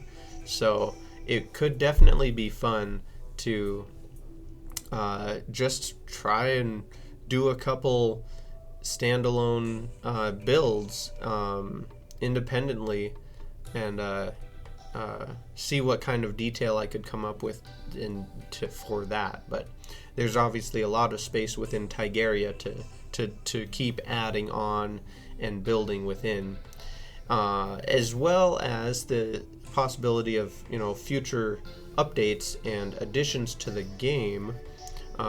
We know that there are still updates coming, hilariously enough and epically enough. So I may have to consider in the future expanding and or retrofitting the displays to include the rest of the content that comes out. Or maybe in the future there will be a whole nother world that will be dedicated to encompass all of Terraria's content. Who knows? Another thing that I've heavily considered is eventually wanting to do a proper like adventure map, which would basically be like taking my mini game ideas and putting them all together in a big world themselves, and have a big continuous puzzle adventure to explore for players. I think I would really enjoy doing a puzzle map build. So that's another thing that I would really like to get into, but there's basically a lot of possibilities, and I'm definitely not counting any of them out. Whether it's expanding Tigaria, building more unique standalone builds within it, building mini games in it, or starting on new worlds, being in the form of full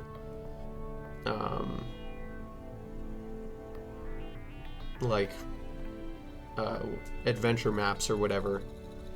Definitely a lot of stuff to do, but so I don't know what the future will entail, but there's still so many different options. I finally got on to continuing the little minecart trail or track, which I started at this point more seriously figuring out how I was actually going to navigate all of the map or the base with the minecart. And from the subway section, as mentioned earlier, I could just go right out underground here and have that take you along and at least see a snippet of the bottom a part of the builds up above. And then when you got to the far right hand side in the monolith here, I could just have it the track turn around and launch you upwards. You could ride up the monolith for quite a ways and then pop out of it and sort of jump along through the sky on different little jump pad rail sections, and that would allow you to basically skirt along the top side of all of these builds. And here's me going through the map, zooming in and out, trying to figure out if this path is going to be possible. So basically what the trail ends up being, the track, is a skirt around the top edge of Tigaria, but then dropping down into the biomes and running through the underground section and then back up. So it doesn't go through the center of the core at all. It doesn't really showcase stuff like the boss display is only very slightly caught on the minecart trail, if any, I think, and stuff like that. But it basically gives the rider a quick circumnavigational tour of the very outskirt edges of Tigaria. And so my Band-Aid initial solution for building the track floating along through the sky was to do it mainly out of short little sections that hopped you along through the sky, and then each of these little sections could just be, suspended on a little platform of energy or something, rather than having a continuous track obstructing the whole view of the world. I could obviously just echo coat the track as well, or parts of it, which I may have slight parts of the track echo coated, but overall I didn't really want to just have an invisible minecart track, because then it would feel weird and off to ride, I feel like. So I didn't really want that either. My middle ground balance was kind of to just build in sections of jumps and floating segments for the most part, with a few longer longer, more obtrusive track sections here and there, especially involving going upwards. So like that path upwards along the top side of and to get to the top of the tool and weapon display, that was a little bit more obstructive. And then same with the left hand side there on the outside of the block display, I have this track sloping downward following the contour of the little border around that, which worked okay. But then finally hopping down to the bridge with the large potted plants, have that here. And then I do actually, so I forgot about this. I think I did route the minecart. Oh, I blew up my TNT on accident there. I think I route the minecart through the top of the furniture display, and using the sort of invisible actuated doors, but also I do echo coat the paint or the rail inside of the furniture display, so it didn't disrupt that as much. But then coming out of the furniture display, I did need to go up and over the statue display building. So this part took a little bit of finagling to get enough height to jump over the top of the little cathedral there. And then finally over the top of the music manor and hop inside of the left-hand monolith where I could then coast down and get into the underground dirt section underneath the Hall of Banners and the furniture display and finally the die display. And finally come out on the other subway underneath the desert pyramid.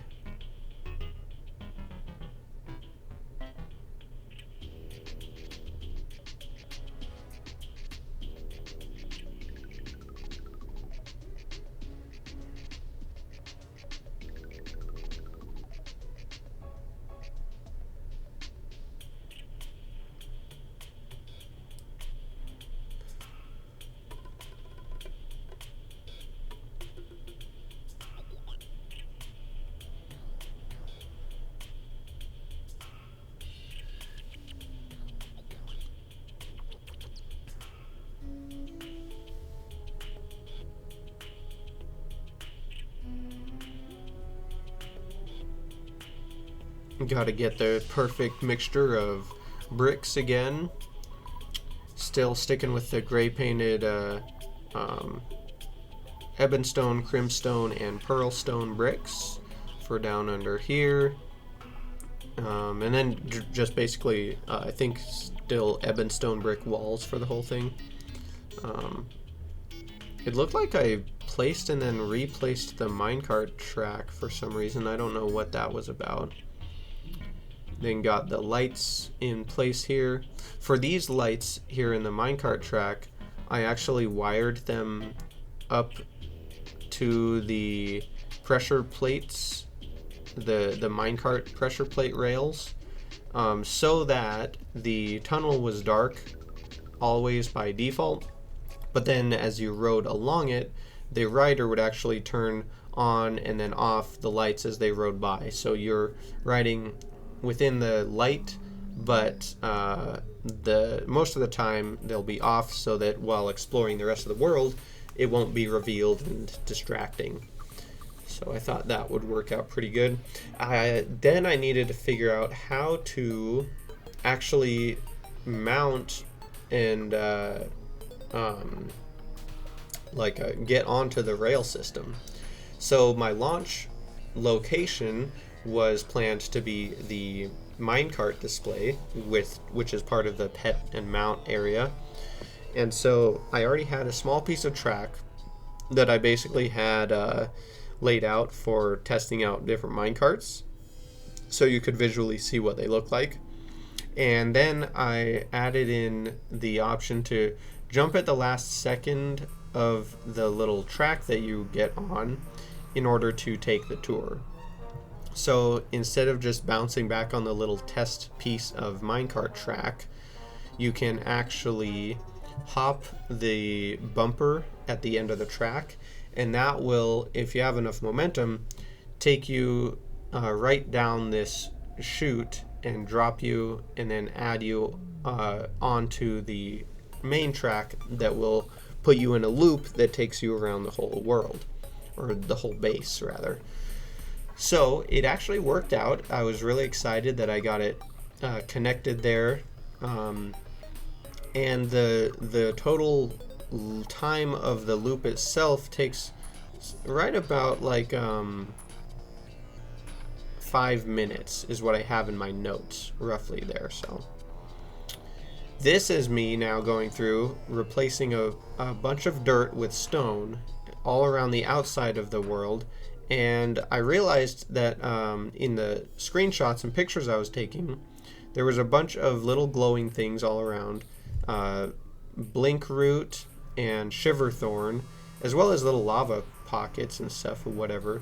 So I was doing a lot of general cleanup, filling over dirt with stone so that blinkroot couldn't spawn, and then same thing with the ice and snow, snow in the ice biome. so that Shiverthorn wouldn't spawn and grow. So that was kind of just a quality of life cleanup thing.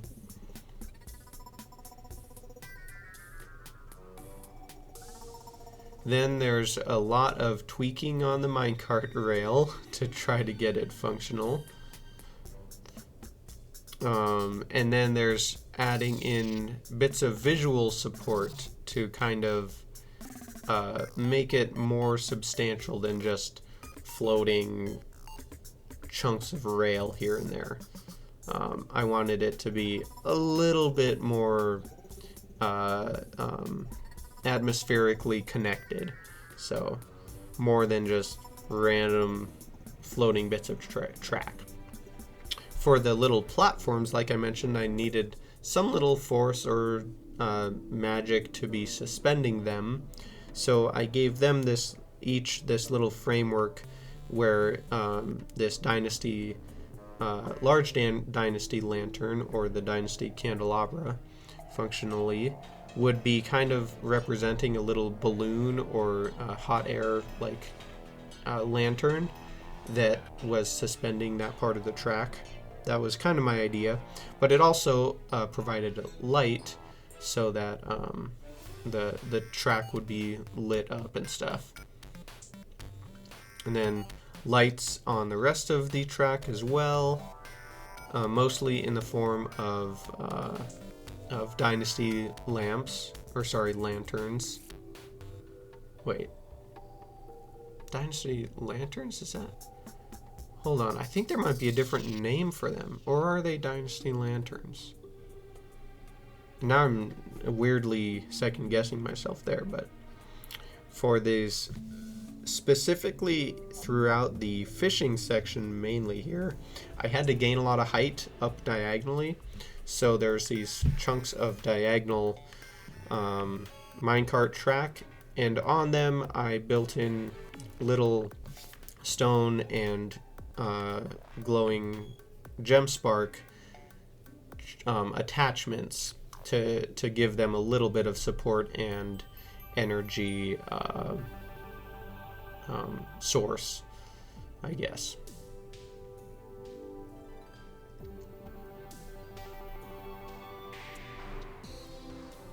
And then, of course, the whole minecart track system all had its own lighting, so I had to hook that up to a switch and have that switch in the minecart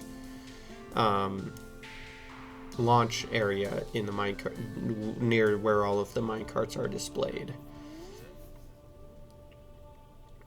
And then this little goofy section of jumping, I ended up just echo coding. I didn't want to mess with justifying how those were suspended, so instead that little section does have you just bouncing through the air on invisible bounces, so don't think too much about it.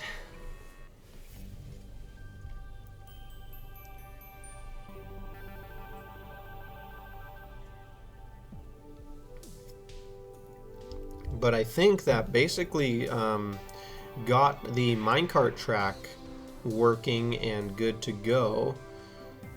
So then the last concluding section of the base was the vault, basically. So underground, we had the whole lower left-hand portion of the underground to work with, and it was the vault. So I had a few different sections to break it into already initially. I had this one little corner underneath the food items. Then I had the large diagonal section above the staircase, the diagonal staircase. And that's what I'm outlining right now. And then this whole section would have its own organization capacities. And then the third section was down in the sort of triangular, the squished triangular section down underneath and to the left of the staircases. the diagonal and the lower spiral, I guess. So first I started processing the walls, the stairs, and the platforms all to smooth out and get to what I wanted them. And then the walls of the vault itself, I was just laying out with a pattern of, I think it must be accent slabs, stone accent slabs, adamantite beams, and then maybe more slabs or something like that was what I decided upon. Nope, actually obsidian for the vault barrier here. It's not actually, none of these blocks are actually very hard, except for the obsidian, I guess, would be the, technically, I think would require the highest pickaxe power to break. But it just visually was supposed to depict a nice thick vault. Did a little bit of stair smoothness on the right hand side, jumped back over, and then got going on the teleporter. Popped that in for the lower teleporter on the underground left hand section. Did some fill on the lower triangular section down here, and then got it lined and ready to be part of the vault itself as well. Now, each of the sections of the vault then each had its own entrance and door, which required a combination code to get in, if I remember correctly. And I think there's something mentioned, like there's a hint on each of the doors that will give you a hint towards what code you need or how to solve the code or something.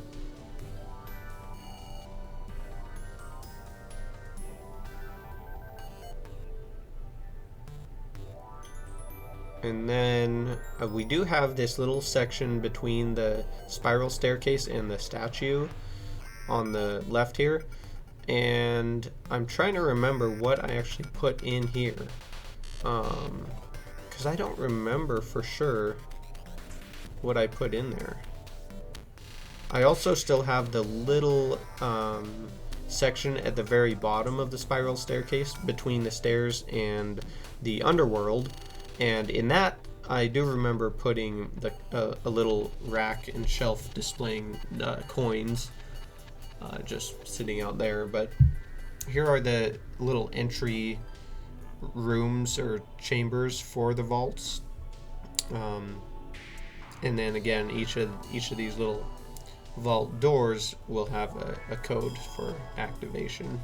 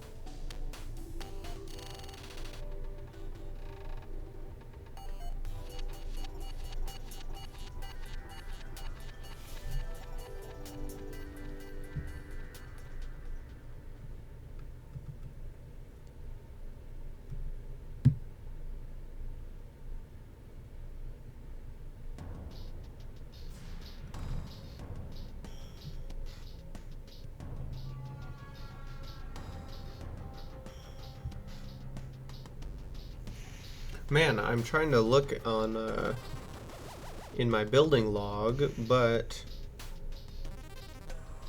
I actually don't have like any notes on the construction of the vault.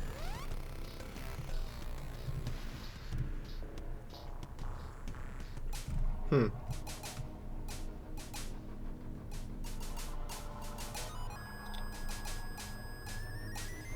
I guess I just very briefly mentioned the last section been finishing was the vault. Three main rooms. Okay, so there is some explanation there. Um, each locked behind a combination code. Okay, so one room is for keys, one is for bars, and one is for ores. That's how I. That was the main separation for all of the rooms. Man, I do not remember at all, thinking about it now, building a room for all the keys. I'm excited to see what it looks like now. I remember this, both this section and the lower one for the ores and the bars, where I had these platforms built in and each of them had space to pile up ores and bars of varying kinds.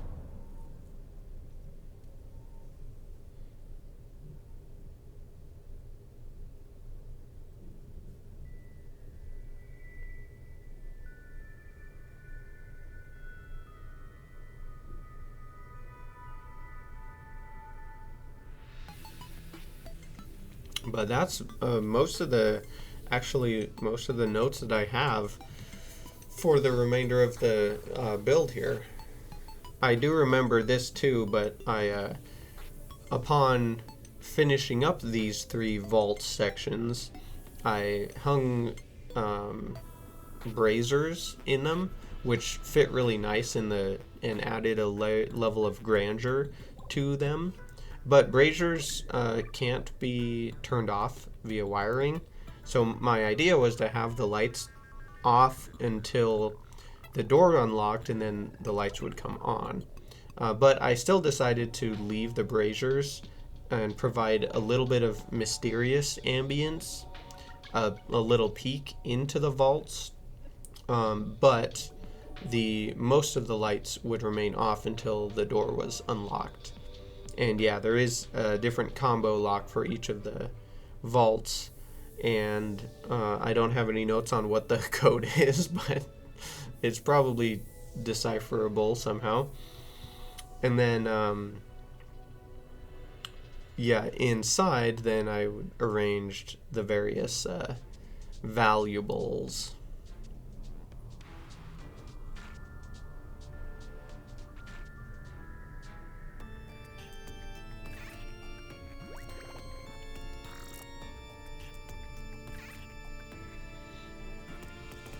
So I'm pretty sure this section down here was for all of the ores, and so I had to figure out how to lay out platforms to hold those, but also allow for enough room to navigate the space.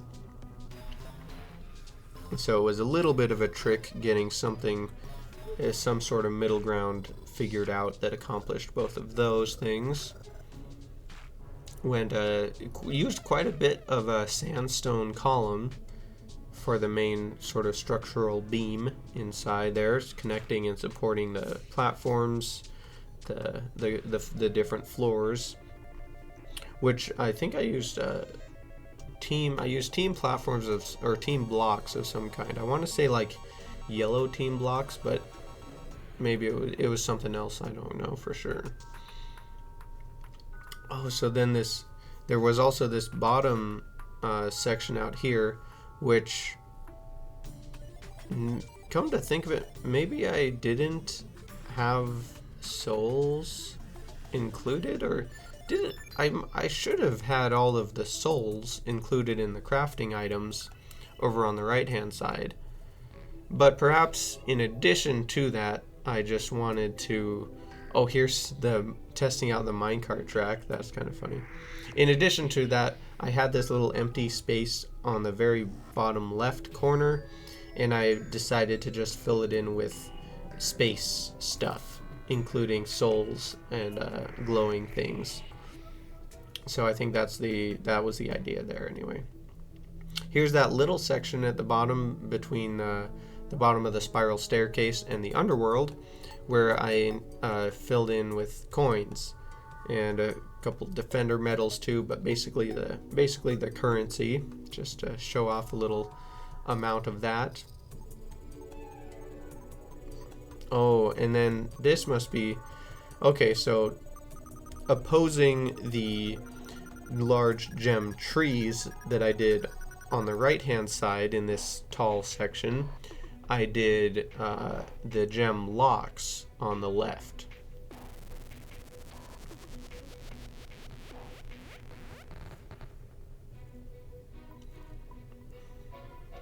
Again, these items I should have had somewhere else, right? Did I not have gem locks already in, like, I think I have them. I must have them in mechanisms or something, but what about the large gems? I don't know now. Man, the more I see, the more I start second guessing my completion and inclusion of everything. Like, surely there are some items that I don't have or forgot about somehow.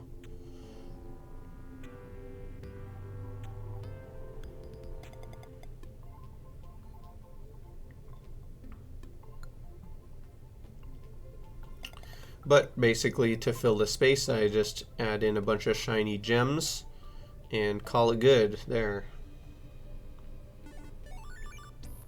And then at that point, I must be pretty close to continuing on with the vault.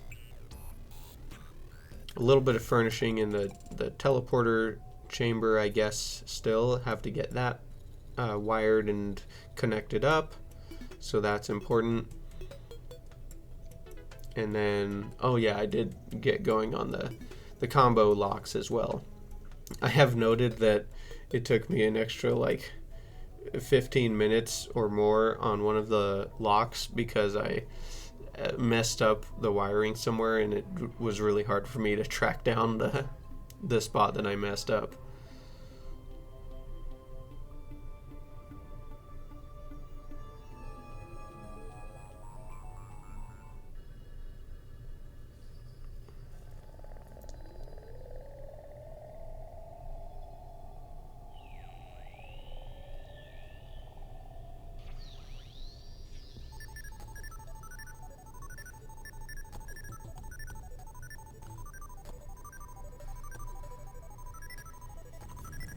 Finally getting going on the actual vault displays.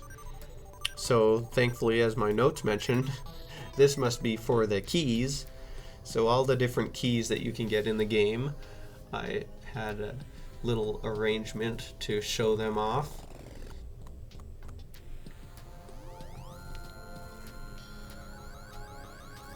And then, of course, in addition to the keys themselves, that left me a good amount of furniture options for filling in around it and busying up the rest of the little room with different maybe chests, locked chests, or lock boxes and item frames or whatever, stuff like that, and crates and all. A lot of general high quality or expensive in tone items and furniture I used throughout all the sections of the vault for additional furnishing and context and color and texture and all that good stuff. Then I figured out a little wall highlight design for the little ore display or the ore storage shelves is kind of what all they are, I guess. But with iron brick walls and then copper brick walls that are painted gray, it added a nice little highlighted arch in the center of the sections, to provide a little more color and break up the bland ebonstone brick wall by itself. Then another main feature would be luminite walls. Luminite brick walls definitely have a add to the sense of stake and everything, I feel like. I guess maybe it's mostly the context and the knowledge that it was only dropped by the Moon Lord, and so it has that endgame prestige to it. But I've always felt like luminite visually is designed really well and really exemplifies the sort of level of power and completion that you get by beating the Moon Lord, the final boss. My lighting of choice for the inside the platforms themselves, as at least these ones for the bars, was the steampunk. Wait, no, yes, steampunk lanterns. Pretty sure. Again, with a similar little iron brick wall and painted copper brick wall to subtly accent the little chambers. And then I had the sort of the like the entryway for the vaults. They had sort of a large opening central area that you would first walk into, where I could furnish fully and display things and try to emulate that feeling of majesty or whatever. And here's the rest of the keys. I guess I also included there loot items like presents and goodie bags. There's probably a geode in there, so I did keys as well as the treasure items displayed there. And then obviously the bars got displayed in both bar form as well as added in the item frame form. Same thing with the ores. I wanted to set up item frames to hang a piece of each of the ores in, and just arrange them basically based on rarity for the most part. So I did have sort of an awkward arrangement of platforms here, so I ended up organizing the hard mode mined ores in their own section, because there's 6 different ones, and then that left the rest of the ores to organize in their own progression sequence. So it just basically means that there's no it goes from hellstone and what's it called, obsidian, which is technically an ore, straight up to the well, I guess meteorite, and then straight all the way to chlorophyte, and skipping all of the hard mode ores that are blessed from demon altar or crimson altar destruction. Because of just how the spacing worked out, I thought it was the best way to organize things, and it looked kind of the most visually complete. Then here we are back in the actual decoratory stages of the main entryway for the vault, and I basically went with the high class work, like high scale, very advanced crafting technology workspace, kind of something along those lines.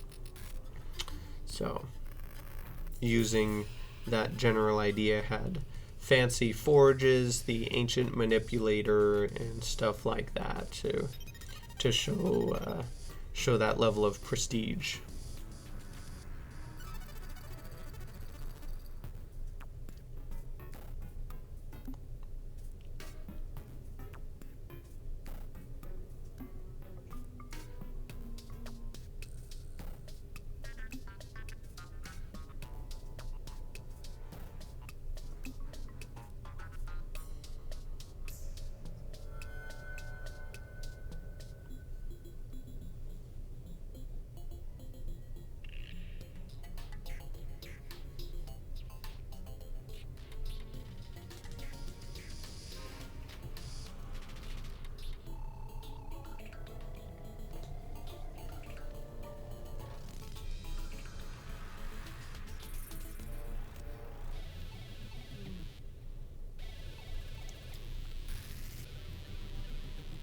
Lots of different little furniture options to come up with and include. I was gonna put examples of armor sets next to each of the bars, but instead decided to go with just the armor statue itself. But then had this extra room in the bottom portion that got skinny to fill in, so I did have room for mannequins down there, and I think I end up putting generally scaling armor sets on there, but maybe not one for each ore type.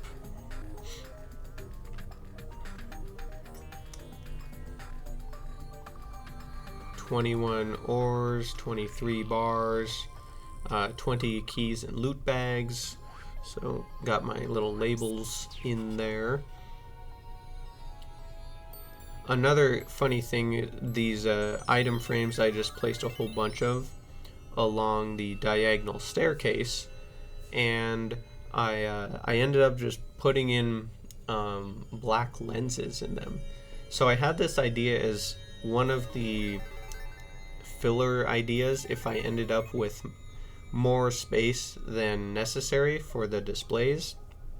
I could do a few different things with it, one of which was to just place in item frames a whole bunch of black lenses, which I have gradually accumulated over a long time, just as a kind of a flex, but kind of just a fun thing to show off.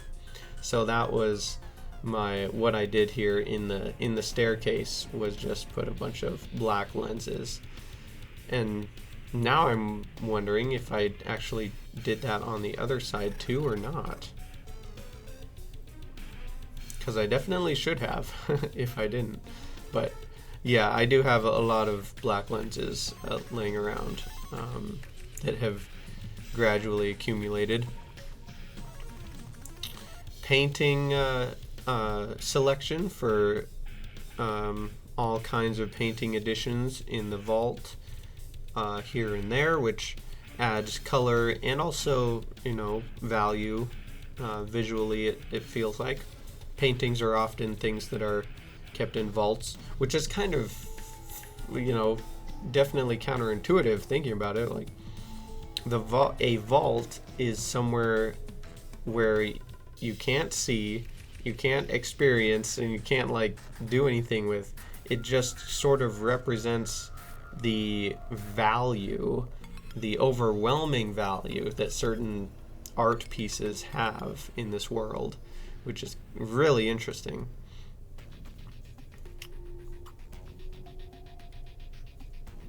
Getting the lights connected here, and pretty closely coming up to wrapping up the vault here. Here's where I finally get to the programming and wiring of the combination locks, it looks like. And if I remember right, each of the vaults has its own combination. Looking at it now, so I painted the keypad with different colored switches. So I have some sort of color code that is supposed to be breakable to unlock the vault, evidently. But what I'm thinking is I actually might have the same code input for each of the vaults, but because the keypad is arranged with different colors, you have to enter it differently for each of the codes.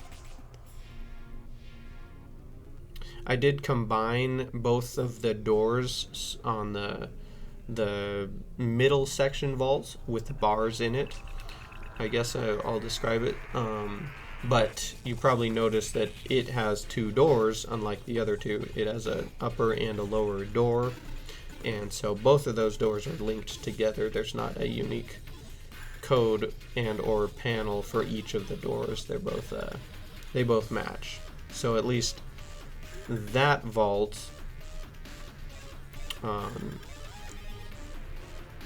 even if they are separate codes across all three of the vault sections, the middle vault still only has one relative code,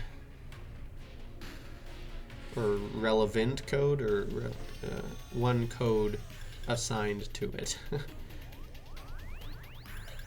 And with the 9 key pad entry arrangement, got to do the special gate input sequence for it.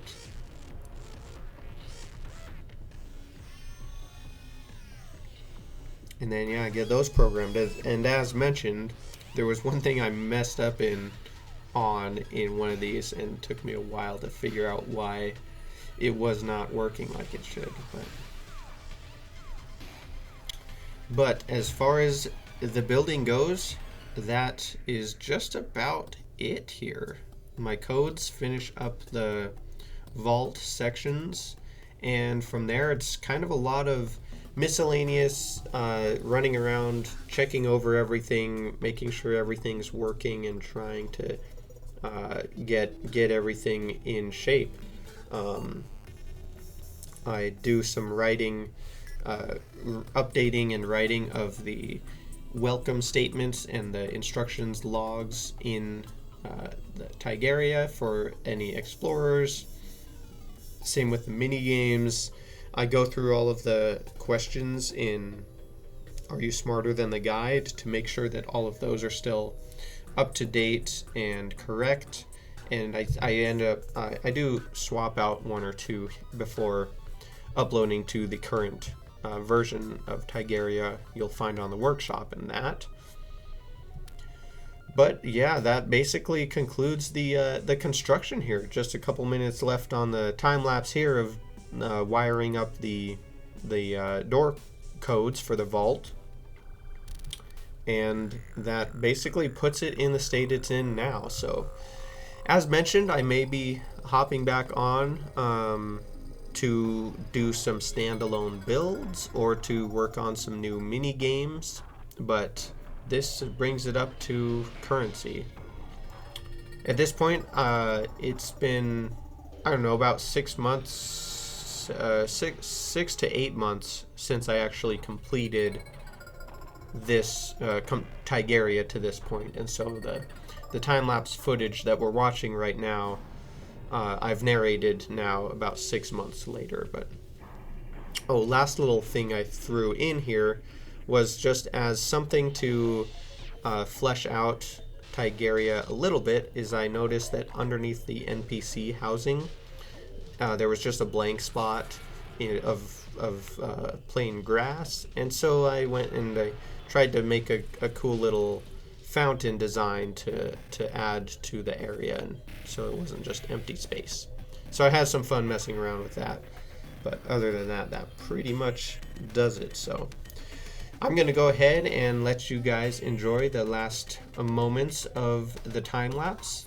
I thank you so very much for watching. Hope you've enjoyed the progression and the construction process, and I'm looking forward to whatever the future has. But I hope you guys all have an outstanding rest of your day, and thanks a whole bunch for watching.